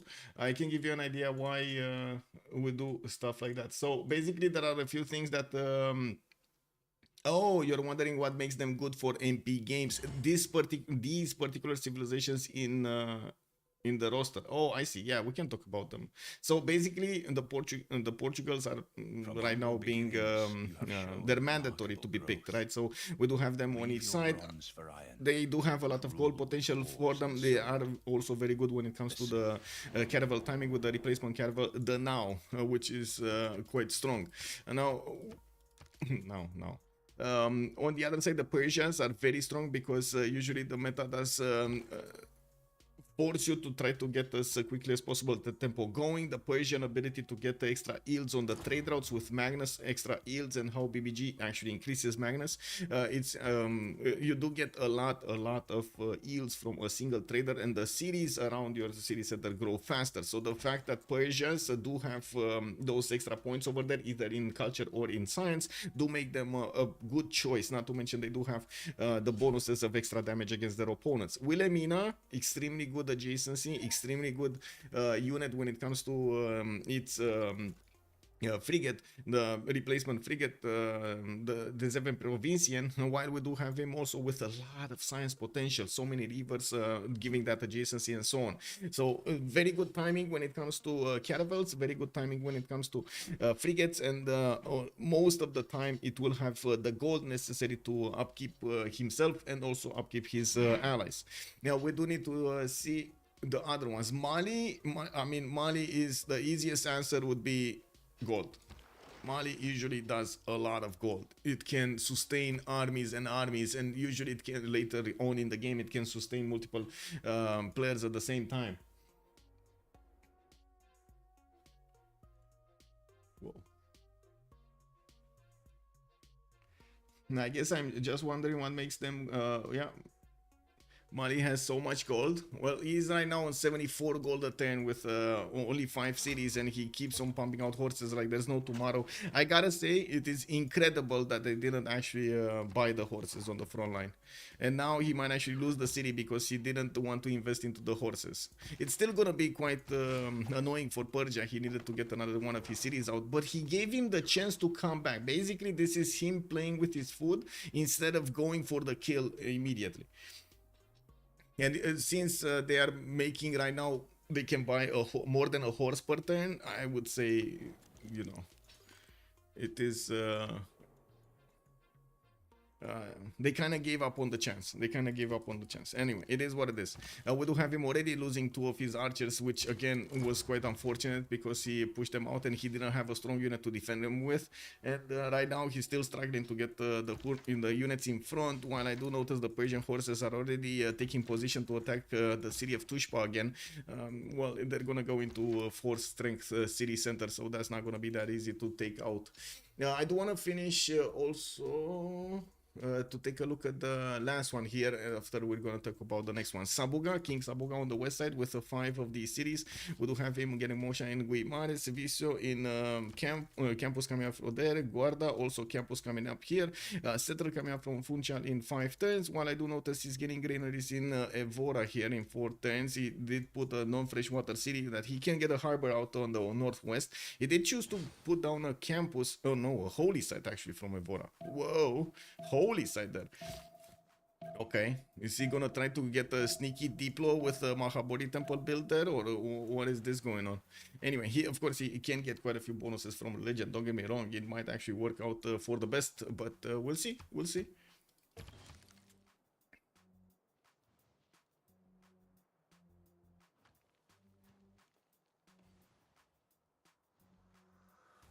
Okay, 7 turns Walrus Throne in Persia. He doesn't have iron. Well, he does have 1 iron, but they don't have a lot of iron, right? The other iron, oh, it's over here from Pasagarde to the east. He never bought it or improved it, even though he does have the vision on it. And yeah, there we go. Mali just got a... Oh my god, this is so unfortunate. His lack of putting those gold points, the 160 gold points, into 1 horse. That's all he needed to buy. 1 horse, and everything would have been different here. He would have had his archers able to actually take down these Persian units a lot easier. 4 archers, definitely a major difference versus 2 archers, right? Double the damage. Not to mention those who did have promotions on them. He could have done them, but it's very unlikely to finish Persia. I don't think it was unlikely. I don't think with the tempo he had, it was extremely likely he would finish Persia, because you gotta take into account Persia was still getting units and he was trying to get builders out to chop. Your horses appearing next to Persia would have changed everything around these cities, including where the builders were going, or even having the ability to take on these builders. If you have the ability to buy a horse every turn, I mean, you're gonna build or buy more than Persia would have in the end. So you would have taken it 100%. Persia would have died there if you would have bought the horses. Now we do have Liag in Brasilia, 2 turns out from getting in there. Street carnivals coming out from the other cities, and I do notice that Persia did manage to get the city quite close to Brazil here. Brazil just doesn't have units at the moment, but he does have good stats: 37 science with 47 culture versus R87's 24 and 20. And I think actually we might actually need to take a step back from taking a look at what's going on Tushpa, because by the looks of it, well, we do have the horses of Persia now getting a significant amount of damage going. Now this is over for him. Like, he cannot push yet into Persia's territory until he gets his unique units in the Mandecalus, and I'm not even sure then he's gonna get to push, mostly because he gave the time to Inveros to get the general, get everything going. That's it is what it is. In audience chamber in Niani, I do see him also using Magnus in Tandmika. Okay, in Camel Training Project coming up in 3 turns from Jen. Looking at this, we do have him 18 points needed. He's gonna get the project and he's gonna get it. It's fine. Okay, so I do want to say that we're probably not gonna take a look that much here, because it looks like there's gonna be a stalemate, and we're probably gonna see Mali still trying to get to his unique unit and finish off his opponent slowly but surely. 24 science is 24 science. Oh, he's not gonna be that quick on his Mandecalus, is he? Anyway, but we do have somebody else that's going to pick up the aggression tab here, and that's going to be Mariusbw. That will go for caravels. We do have at the moment Mariusbw discovering mathematics in 1 turn. He's going to need to go for buttress and then cartography. While I do see him getting his libraries, he does have 31 science with 40 culture, and quite a few more cities coming out of his centers, his original city centers, with Warlord's Throne activated already as a specializing building in his Gavron Plaza that will give him the extra production he needs to keep on pumping boats like there's no tomorrow. Brazil settled on the cliffs of Dover. Yes, is that only possible on Dover and not other passable waters and want most of it? Yeah, BBG actually gives you that opportunity to settle over there on the cliffs, directly on the cliffs of Dover. Okay, Tushpa gonna get back. Unfortunate. It is what it is. Doesn't, well, wait, Mr. Toast could actually take one spot over here. Why isn't he? He could take this spot over here and then move forward a little bit forward with the other one. So might actually get 3 hits on the counter attack against Tushpa. 4 hits with the galley and take it back. Kill a horse of Persia. Basically. Actually, no, kill 2 horses. He would kill 2 horses. Well, too late now. That horse got back. Too late now. It is what it is. Oh, and he had a promotion. Oh my god. Indecision kills, guys. Indecision kills here. That is quite unfortunate. Mr. Toes did not want to attack into that horse, and unfortunately, he's not only gonna lose the city, but he's also not gonna get the opportunity to kill off 2 of these Persian horses. It is what it is. Okay, we do have markets coming up from Kirina. I do notice encampment training projects is going to finish in 2 turns. And looking at the north over here, we do have Portugal getting his horses out from Guimares. And another one of these settlers going, oh, 2 settlers actually going to the north. He didn't quite put anything into boats right now, but he has a very strong economy. King Sabuga is on 43 gold at 10. We got Mariusbw 110 and Mr. Toes on 98. Wait, this is internal trade routes, right? These are all internal trade routes. It's just benefiting from more gold from more of these harbors compared to Queen Chandlers. Yeah. Okay. Well, I do see Chandlers is getting her lighthouses going, and she did build that Governor Plaza with a wall of stone. She's unfortunately not benefiting from a lot of science, though. Getting her mathematics in 1 turn, only 16 science. Ooh, that's gonna be rough. 1 point campuses. Yeah, Tushpa is back. Tushpa is back. And it is what it is.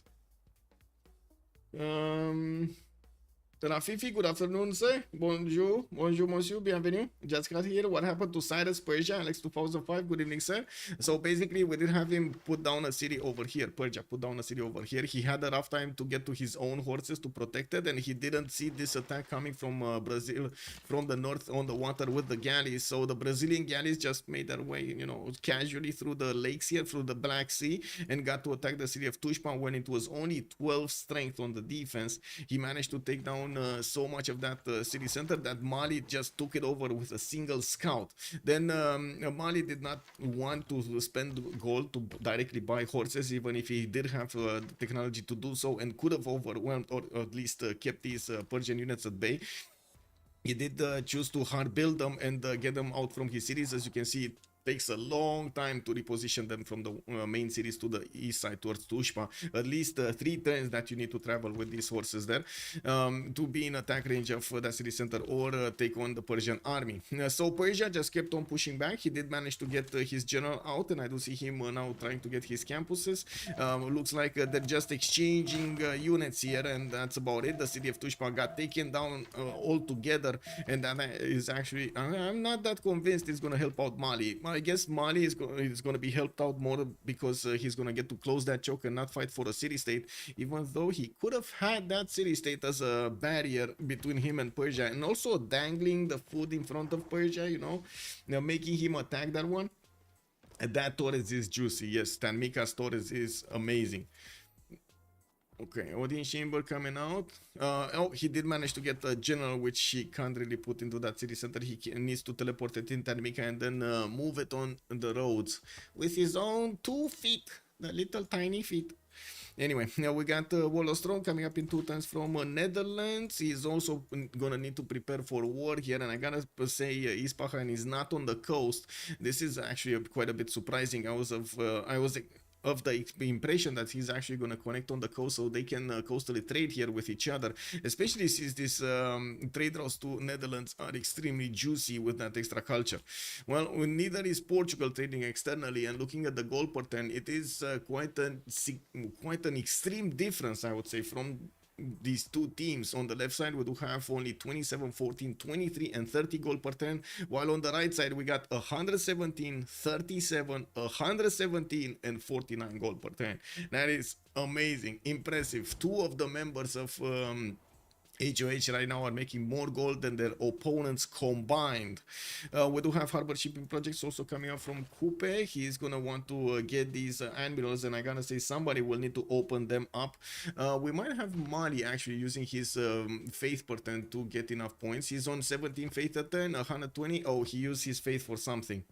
Oh my god, he used his faith for something, because he just doesn't have enough faith, or maybe he needs to get like what, 200 plus, somewhere around there to get the 13 point bot. I think it's like 200 plus faith, so he should be there in just a few turns. It's fine, he should be there in a few turns. Bugado, hello there sir, and welcome. What's up with this league name? I mean, I didn't know what to call it, to be honest. It's a Brazilian league or something. It's from the LBC community. It's from the Liga de Brasilia de Civilization says. But they didn't actually tell me if there's a league name or not. And it was a bit of a mess over there with also the team labels and so on. So yeah, we're adapting, rolling with the punches here. Okay, let's see. We got the lighthouses coming from Rio de Janeiro. Harbors also getting out from Brazil. I do see Portugal is putting another city center to the north, what he's scouted. Actually, two city centers. He has one to the north with a horse and one over here to the north of Visio. Oh, he can't, of course, he can't settle that until he kills Samarkand. Where is he gonna settle? That is too close, too close. Where is he going? Where is he going? Is he going here somewhere? I mean, he could. I don't think Persia is gonna ever get a unit there. But anyway, we do have Persia getting his own generals out. He has two of them actually. He managed to get the one with the military engineer and Trungtrak, and I do see Immortals are on the way towards Hangmatana. He already connected those city centers towards the capital with the trade routes, and he could keep moving units towards the Brazilian capital, which I think Brazil is just gonna shrug it off, especially with 54 science, 57 culture. He does have 73 production versus R87, 74. Very, very close numbers there, but the gold per turn is telling a different story. We do need to see if the Persian units, of course, since this is Nader Shah, he's gonna get that extra +5 against full strength units and will do significant damage, especially with the general. So we do need to see how Brazil is going to react to this, and if he will manage to actually counter that attack. And also we do need to see how quickly Mali can get to his Mandecalos. We do have him still up 6 turns with feudalism coming up in 3. He's going to need to start up getting some heavy chariots here soon, so he can upgrade into, not a problem with funds, it's just a problem of units.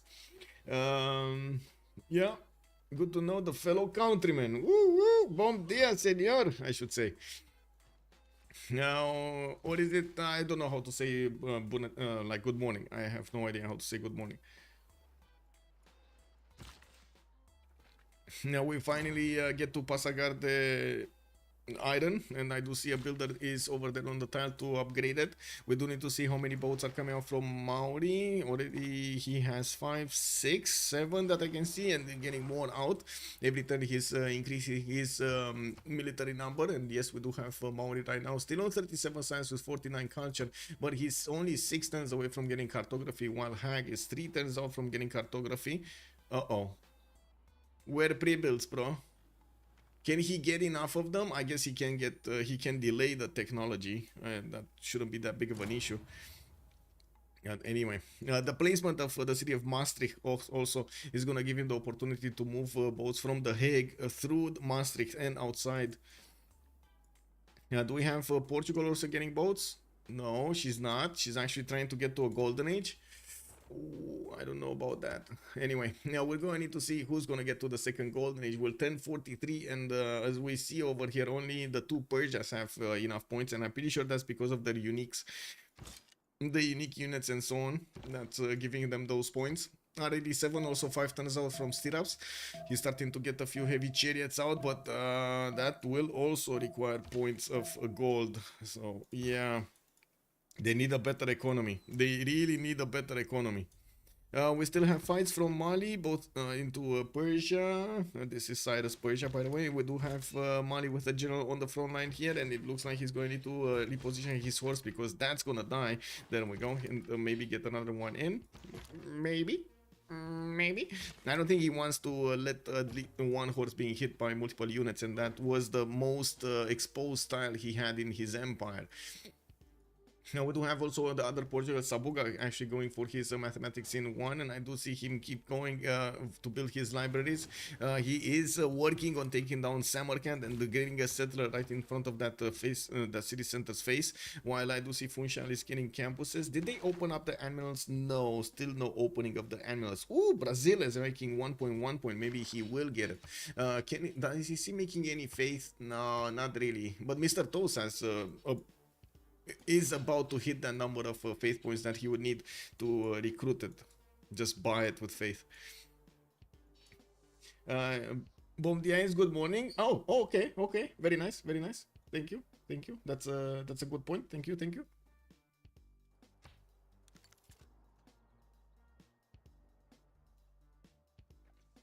Okay, so what I would like to see is Maori going crazy with how many galleys he has. Like 20 galleys, 25 galleys he would need to pre-build, and then benefit from all of the gold of his teammates to upgrade them and send them on his way. I'm pretty sure the economy is going to be able to handle that, and I'm pretty sure he's going to have the time afterwards to keep on simming and get his shipyards out for much better production, get to Merchant Republic and get the Press Gang's card so he can keep on hard building after he did discover cartography. But that's gonna take a while, and that time is what he's gonna buy with the galleys coming out. From what I do see, he's not gonna hit the 20-25 number. He's probably gonna have around 15 to 20. No, not even 20. He's probably gonna have yeah, probably 15. I would say 15. I know it's kind of a set number, but I think that's what's gonna happen. I guess we can take a look here. Let's see. Mariusbw 2 turns out from cartography 1, 2, 3, 4, 5, 6, 7, 8, 9, 10, 11, 12, 13, 14, 15, 16, 17. Okay, he's getting to 20. He's getting to 20. Okay, there we go. He's getting to 20. Man, you see, he knows. He knows what he's doing. There we go. Why are there two Portugals? It's basically they need to protect the king, and Portugal is the king. If one of the Portugals die, the team that lost its Portugal will lose. They did deny the admirals. Yes, they did manage to get to recruit all of the admirals. I did see them pop off over here in Maori's territory. Who did discover them? Oh, it was Portugal. So yeah. So Portugal got it? No.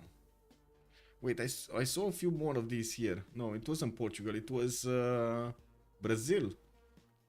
Brazil opened it up. Yeah, opened it up. And then Portugal got Hano, Leif Erikson by Maori, Himerios by Sabuga, Rajendra Kola on Maori, Zenki also on Portugal. This is amazing, by the way. He's going to get that free trader. Very nice.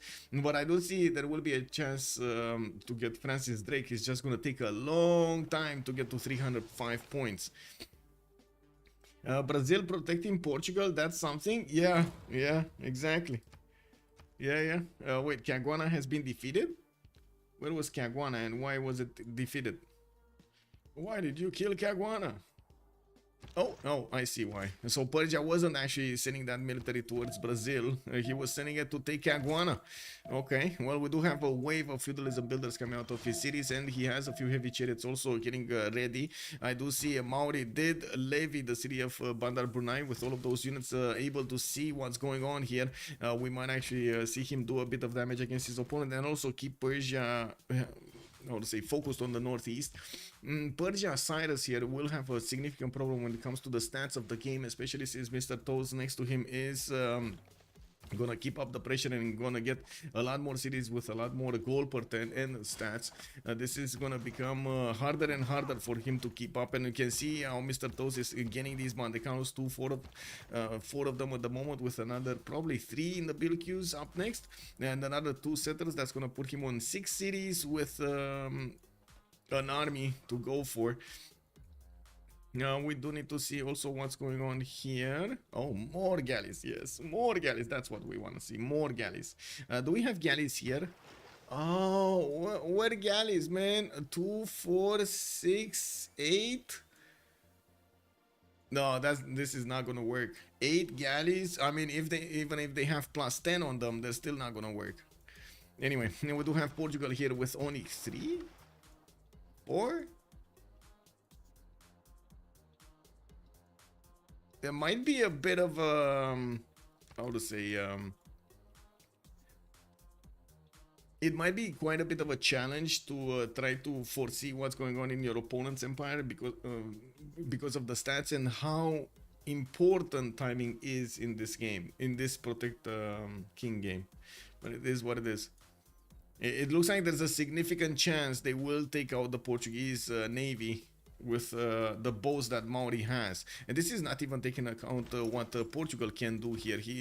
Sabuga, I'm pretty sure he can actually get quite a few of his own boats out with the science and the culture he has. He just prefers to get the simming going and try to go for a golden age, while we do have Mariusbw with an opportunity to go dark age and get an extra +5 on his boats. His boats are gonna be very, very strong.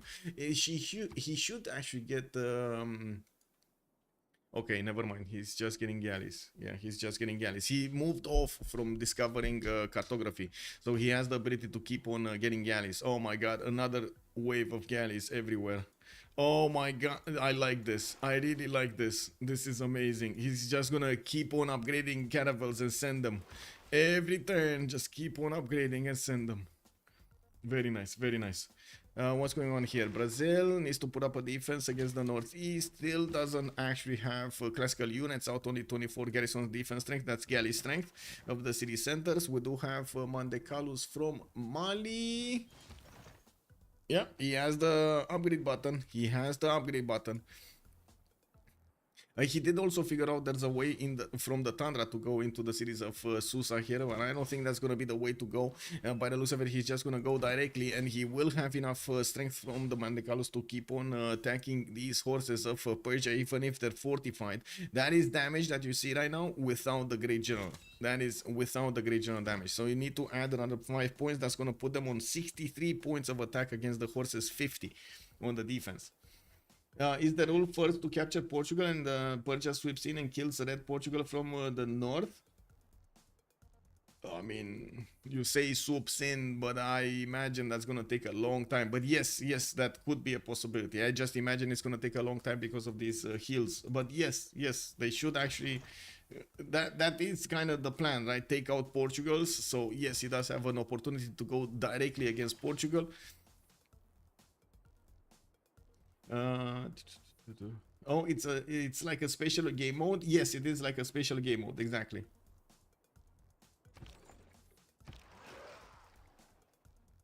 Okay, Chandlers is only making like 1 galley. I don't think she is realizing how serious this threat is. And I guess the only idea that she would have about this military strength of her opponent is the 730 points that Mariusbw is benefiting from. You can imagine that is a lot of firepower. I don't think they have the vision over the Maori cities. As you can see, they never actually scouted towards the southwest of Portugal. These cities are all in the fog of war. She doesn't know how much strength they are, and of course, if she would have seen the 30 strength over here, she would have immediately realized those are not caravels that Maori is benefiting from. Those are actually galleys. Now we do have to see Mariusbw switch back. Oh my god, he's actually going more than 30. 2, 4, 6, 8, 10, 12, 14, 16, 18, 20, 22, 24, 26, 28, 30, and he's getting another. Okay, I see. He's overdoing. I like. What? Okay, big question. Will 1,000 points of galleys in military strength will give him the opportunity to take out his opponent, or will he be defended? Are 1,000 points of galleys worth it or not? Yeah, exactly. In the Portugal's land, it's fine. You know that they're doing. You know they're doing those carnivals over there. They're actually, just peacefully going into the markets and coming back home and reading books and stuff like that. While basically the coast is burning soon. They haven't even met Kupe. Can they see? Yes, they can see. Yes, they can. They can, because immediately when you actually declare war, you see the portraits above, so you can see the points. You can see the score over here.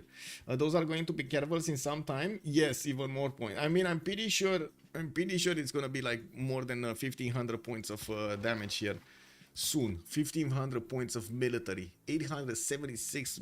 Oh my god, he just keeps on going, man. Just keeps on going. Okay, so next turn Hag is actually going to discover cartography. Queen Chandlers is also going to discover cartography in 3, and we are coming close, very close to the next era. Let's actually take a quick pick at the era score screen and see what's going on. Sabuga 44 out of 53 points, probably not going to get the golden age. We do have Lenny 57-64, Mr. Toast is 52-61. Looks like Hag 42-51. Inveros is going to be 2 points away, while R87 is going to be 1 point out. We do see him already putting pressure on Brazil, while Brazil reacted to get his heavy chariots out. Those will turn into knights, making them a stronger unit to actually defend against the Persian immortals. He does need to get a few of them though, and we'll see how quickly he can get them. Good thing is he had quite a few builders out, and could definitely get some more chops going. Samarkand has also been taken down. Sabuga got another 2 cities there, so in total 3, and as you can see, he's starting to trade externally, significantly increasing his gold per turn. He's now to 124 gold per turn. 3 members of HOH are over 100 production, 108, 113 and 103. HOH are winning on every front. Alex 2005, you're not wrong. Yeah. Brazil put Harbor on production instead of troops. Will he be fine? Harbor in production? Wait. Oh, in Manaus? Yeah, he should be fine. He should be fine. Yeah, there aren't that many units. If Persia had like at least 3 more immortals, maybe this would have been a problem. But there's only 2 immortals with a general and a warrior that is menacing Brazil. Brazil did scout out what's going on over here. You can see he sent his admiral to see how many units are actually behind all of these immortals, and when he saw there's only a naked general, he was like, it's fine, boys, it's fine. We can have this. We can get this going. Persia doesn't really have an army to punish him with. Exactly. Yeah, Persia doesn't really have the army. He might actually try to do something against the Northwest, against Portugal. I find it unlikely that's actually gonna be successful. But anyway, oh my god, look at the boats. All of this coast is just insane, bro. It's insane.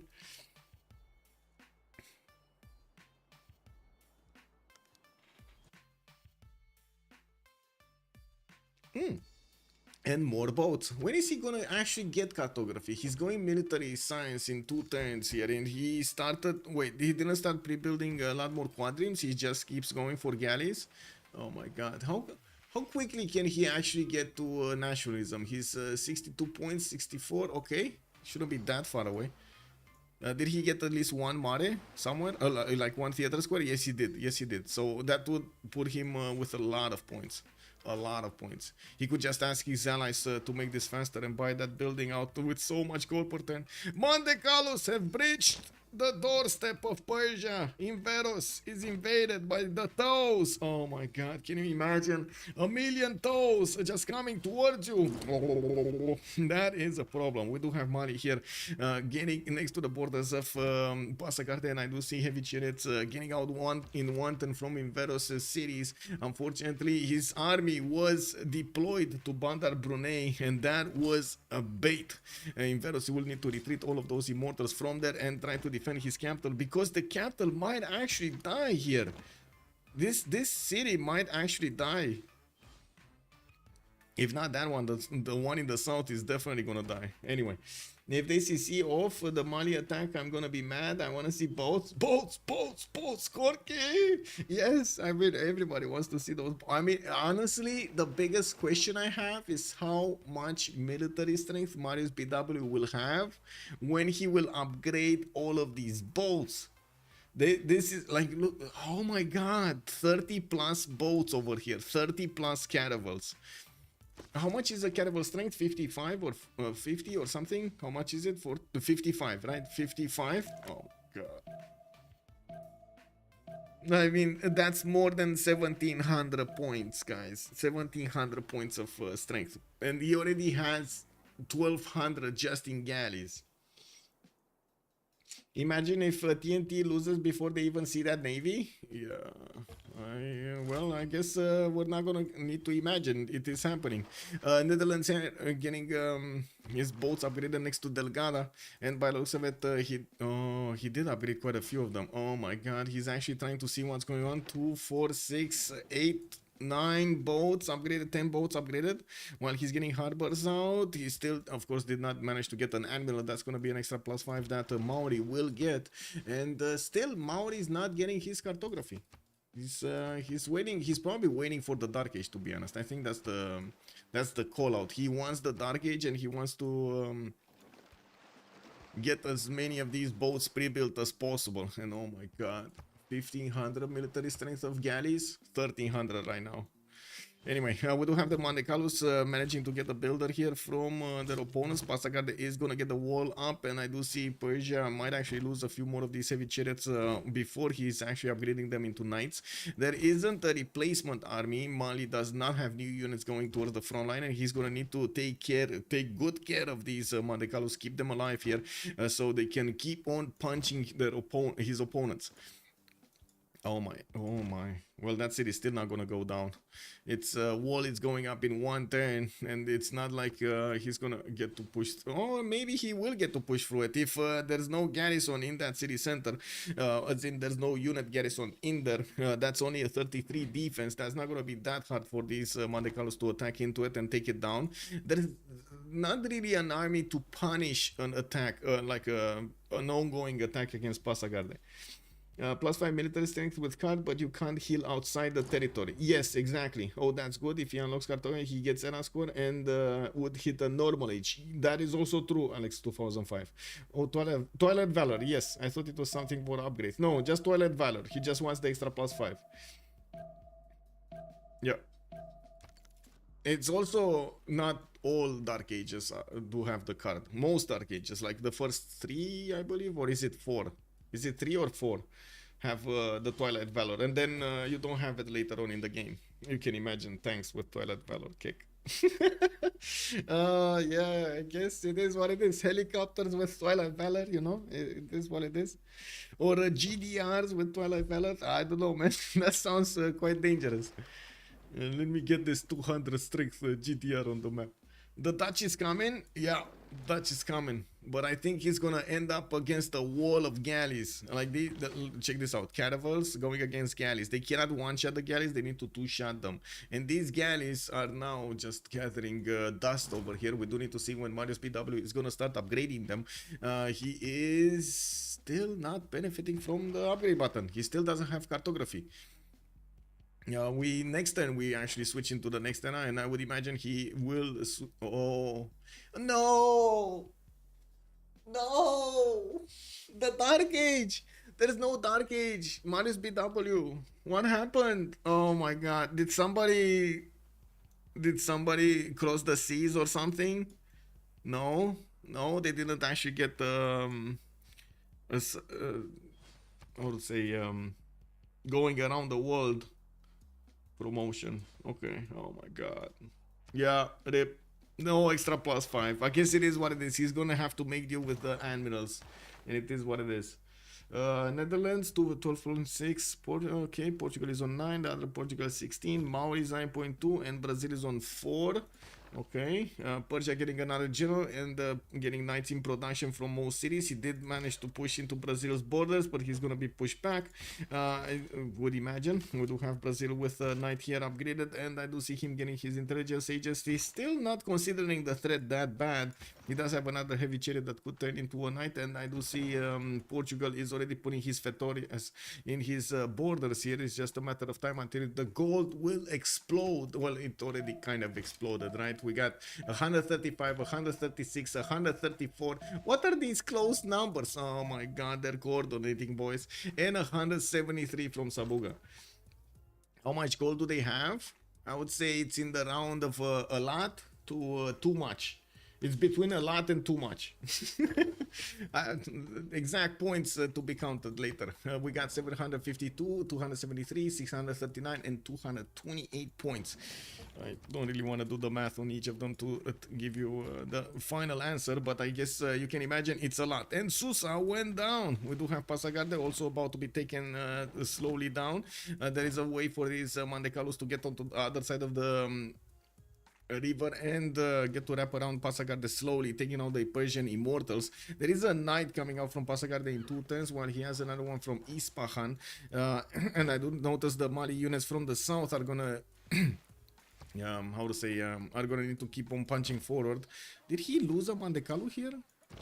Or did he reposition? Oh, it was this one that he moved from here, from the Vital? I think so, right? Anyway, Pasagarde here is, or could be... Oh my god, again, man. Phoenix is freaking crash.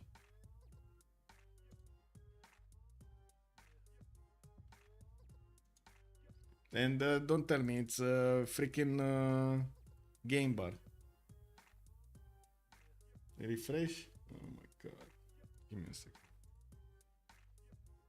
Oh, look, error, game bar. No, actually, no, this time around it's just the application, the F-top. NT DLL kick. Lol.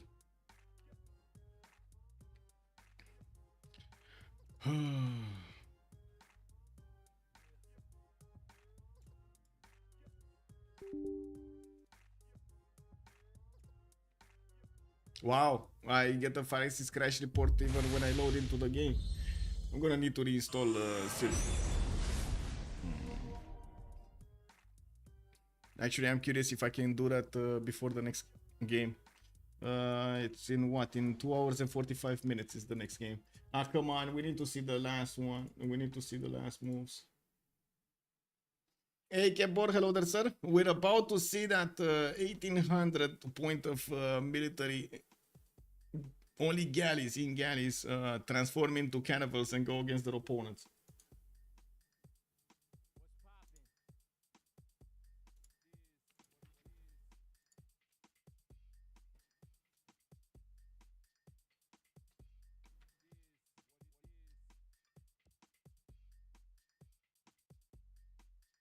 Okay.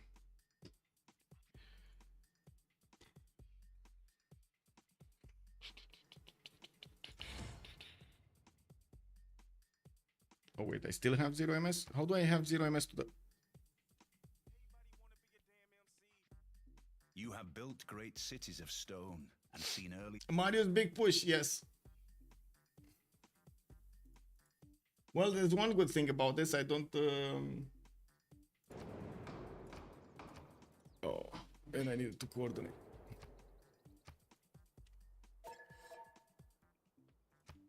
Islam preserve. And what's the next? Him. Okay. There we go.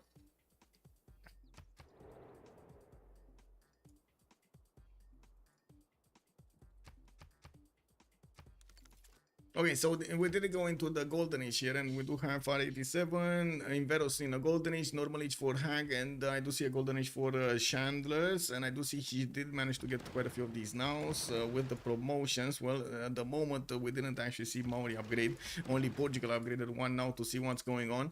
While Mariusbw on 72 science getting his cartography, next turn he's going to get the ability to upgrade. I do see also Mr. Tosin is in a golden age. He did get a pen brush and voice golden age. Lenny, normal Normal Age, Mariusbw Normal Age, and a Golden Age from Joe III. And we didn't really have amazing upgrades here, but I gotta say these no buildings can be created in the district that just passed is gonna be quite a problem, because they're not gonna get to defend themselves with walls or trying to buy time with walls, and we will need to see if their navy is gonna be locked. That's also gonna mean, oh my god, yeah, Pasakart is dead. Capital city of Persia is going down here. It's about to lose its wall strength, and immediately afterwards the damage being done by these units is going to be a lot bigger, a lot stronger. Okay, the city is still not put under siege. Hey, it is what it is.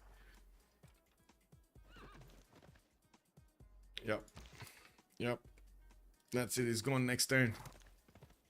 There are 2 more cities that he's gonna need to take out on the road towards Netherlands, and of course they do want to see what's gonna happen over here on the coast. We already start to see the upgrades being done. 1600 military from Mariusbw, while we do have his caravels doing 69 against the caravels of his opponent at 55. Wait, he has oligarchic legacy, and at the moment I don't see Netherlands actually benefiting from oligarchic legacy. He should have it though.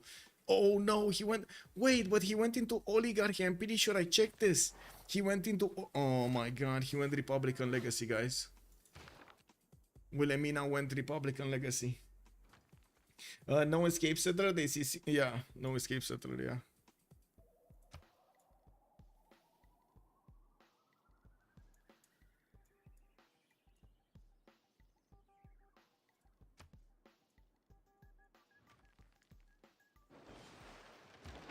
Well, at least there are quite a few boats. Let's count them up in total. 2, 4, 6, 8, 10, 12, 14, 16, 18, 20 boats. 20 boats in total. 21 boats actually in total between the Netherlands and Portugal, the Green Portugal. While Maori has more than 30 boats that can be upgraded, and he keeps on building these quadrims to get some more. He does need the gold from his teammates, and by the looks of it, they went through all of their coffers to actually upgrade the units he has right now.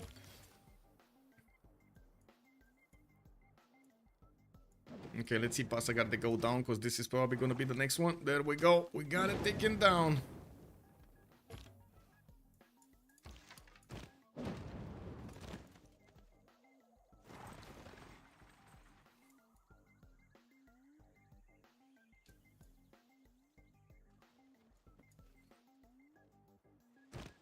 So 2 remaining cities for Persia. The other Persia, R87, is trying to go against Brazil in the city of Manaus, and I do see a few of his knights are actually going towards Rio de Janeiro. They are being spotted here by the Brazilian Great Admiral. They're not doing that much. It looks like Brazil Leni is taking this a bit too lightly. We do have them investing as much gold as possible in the navy of Maori, and then needing to see what they're gonna do with their own boats. I do see Netherlands cannot really push into the Maori units, but I guess we're gonna need to see when they will get very, very close up and personal with each other and see what's going to happen. Definitely a lot more galleys need to be upgraded from Maori's territory, and then he does need gold every turn. He just got 711 in the bank, and as you can see, he's upgrading as many of these galleys as he possibly gets tiles from. He should pop over 2,000 points in just a few upgrades. I crashed earlier, so couldn't hear the answer, but are the special rules first Portugal to die losses, or do you just have to take their capital? You just need to take their capital. Otherwise, it's pretty hard to kill them with escape settler and all. Yeah, you just need to take the capital, if I know correctly. If I remember correctly. That's the whole idea. They need to protect the capital here. Protect Portugal. Oh, I see. Portugal actually started sending those external trade routes, but still half of the economy of Joe III from the other side, from King Sabuga. We did have Chandlers trying to get the gold and trying to get those upgrades going, and desperately trying to get her harbor shipping projects also ready. And she is probably seeing what's going on in the lands of Persia. We do have Mr. Toes managing to get the drop on the Persian units with the Mandekalos, and from what I do see, he is going to manage to keep on punching through. These immortals are not ready to take on the Mandekalos. While oh, the caravel attack is about to happen here, and the hag is seeing all of these galleys just standing around, and he's gonna see them getting upgraded. Kick. Well, that's a dead caravel.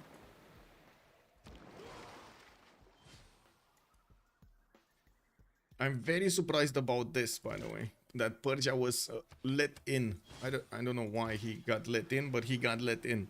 There would have been such an easy choice to put 2 units here on the east side. When the first attack started happening, like if you would have gotten 2 or 3 more heavy chariots, it wouldn't have cost him at all in his, or not that much, of course, in his territory. Then he would have managed to keep off Persia from his borders. Okay, is this happening? This is happening, right? Yeah, this is happening. We also have Marius with 2 admirals, if I'm not mistaken. Leif Erikson and Rajan Dracola. Does he have 3? No, 2. 2 admirals.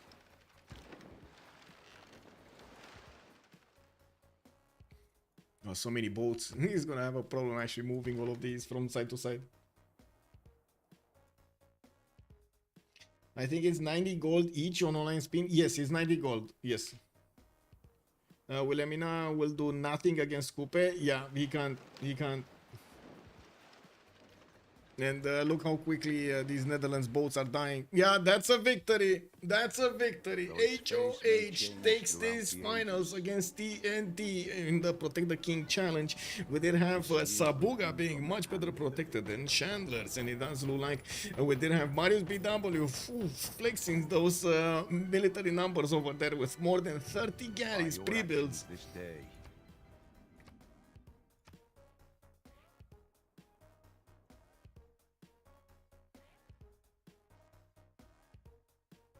Me actually take a quick peek. Maybe we do get to see them in the channels.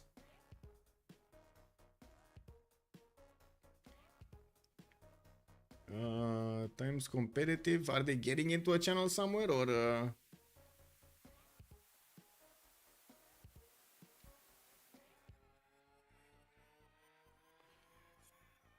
I would assume so. I just need to find the correct channel.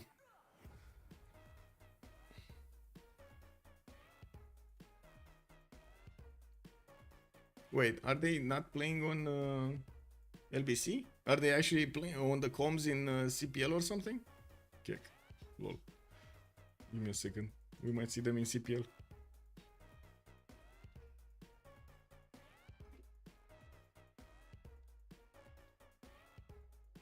No. No. Oh, it's probably one of those hidden channels that we cannot see or something. Okay. I see. It is what it is. Well, we did see throughout the game quite interesting action. We're also finishing this game up well before the next game, so I have some time to eat and also restart my PC to change some XMP settings. And hopefully I'm not gonna get that. Where? They're telling me to come post game, but where? Where? Kick. Oh, I see.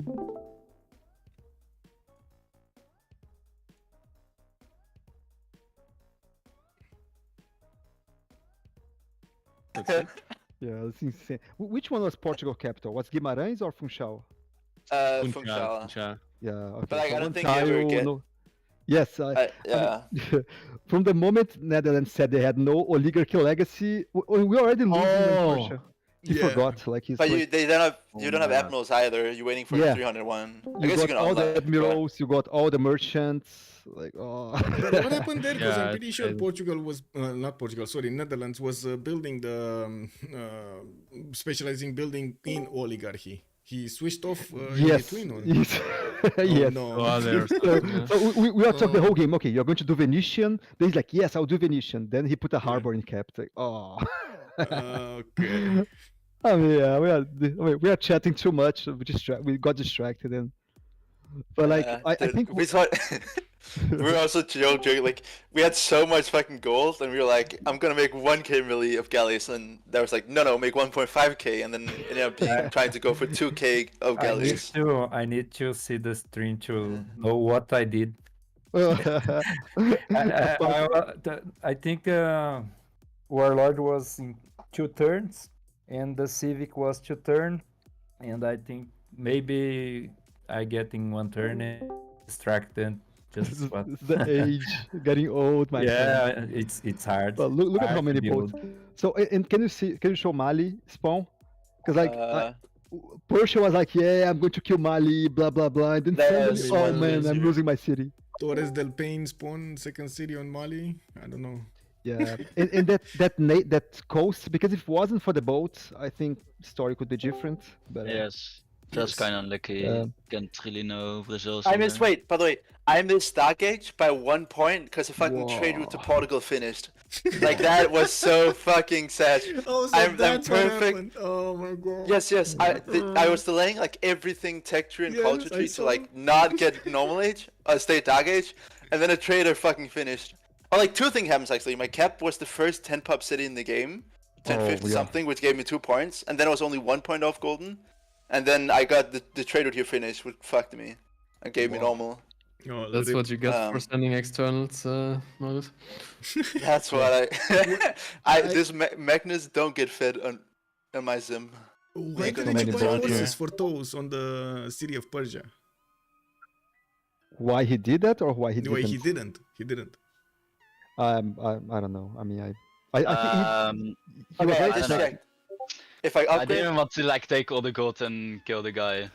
No, I mean, you are making a horse a turn in terms of gold. It was more than fine. I mean, I could. No, Yeah, I bought 2 builders though to chop with Magnus. But Yeah, on our side, we are just expecting to be attacking, right? So we are like, oh, okay, we're going to take our generals, then you're going to start attacking with horsemen and then knights, and then suddenly you attacked.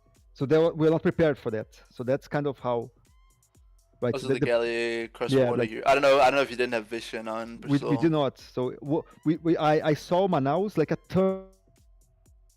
You arrived. So our game plan was one in our head. So yeah, we will be the one attacking, and then suddenly archers, galley. So Persia was like bitching. He was very bitter. But I mean, everyone on our team is like I don't. Maybe spectators can say, but I would guess we had like an insane gold advantage. Like if Yeah, you check of like course, golden yes. teams. I checked Yeah. one time. We had 350, and you guys had like 100. Yeah. And But also the fact that I think we were 3 people open external.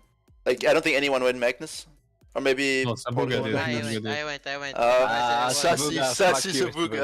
Sabuga Check the king. GPT right now, Sabuga the king. bitches. Check GPT right now. Check GPT Check right gold now. script. Wait, Wow. gold script probably No, bad fuck, after it, fuck, upgraded. fuck that thing. You need to check GPT right now. Yeah, you're on 324. We know. It's good. Yeah, right yeah, now yeah. it's I had good, a- but you were for a long Once- time the lowest. No, making don't gold on say, your team. don't say that part, Michael. Don't say that part. Shh. Just say 300 and a lot. Nah, right now. Was I wait, Michael? Was I higher gold than Mali? Like early mid game? Yes, you were. No, wait. No, you were. Yeah, Mali had more, and then you Yeah, had Mali the had same. more, yes. Okay. I thought he had more at some point, but I guess not. No. And did you see that the city state took my engineer? I spent like 2 hours planning. Okay, I'm going to roll to Sabuga. blah, blah, Really? blah. Oh, Yeah, then Ben bam. Bruno took the. The pink one. Oh. The, like, the Oh, pink one in the Caguana. north. Caguana, Like yeah, like Caguana. 20 turns ago. Like oh. Oh, that's unlucky. Yeah. I think our map position is as good as Why it did- could be. I mean, why did you give the city to Brazil? By the way, like he has no relevance in this game. right? I Just because didn't think want it. Mali didn't Like want you- it. I and- want it. Just I for want it. campus. I want it. But they say Yeah, no, but what is Brazil doing? He's not fighting on the coast. I mean, if we thought for 1 second you thought he guys was gonna- were gonna make a settler on the coast from Nazagamo or something, then it And makes sense. initially we but, thought he was just on the ocean, but that was not. Ah, possible. okay. We thought he was okay, going that to makes make Sabuga sense. is like a shit scouter, you know. Uh, He did scout Yeah, first. build the first. Okay, yeah, that makes sense. I mean, if you think Brazil is on the coast, then it makes sense. Yeah. oh well. Yeah, GG guys. I mean, that Yeah, GG, well was played. quick, Uh, but that's it. You- We took This longer kind to of draft. level. Okay, I'm gonna stop it there, and I'm gonna need to get something to eat and prepare for the next game at 1800 GMT. We do have Why So Serious going against Civ Ukraine in their second game in the CPL Premier League. We're gonna need to see them fight for the fourth and the fifth slot over there, and hope to see you there. In the meantime, thank you so much for everything, for the subscriptions, for the follows, for the bits, for the support of the channel over here on YouTube and on Twitch. Thank you so much, both of you guys. Thank you. I'd also want to say, oh, Mitchell Moore, good evening, sir. I didn't see you. No, Netherlands taking cartography this turn. Yes, Mitchell, that is true. Yuri goes also. Hello, sir. See you guys later at 1800 GMT. I'm gonna put up soon that game over there on Twitch, on YouTube, and we're gonna start up live 15 minutes before the start of the game. I do also want to say, if you want to check out my schedule, take a look at my Discord, Discord on Twitch, or you in the chat, or you can take a look on the description of the video down below on YouTube, so you can get that invite over there and take a look at my schedule. Have a great evening, and see you later at 1800 GMT. Bye.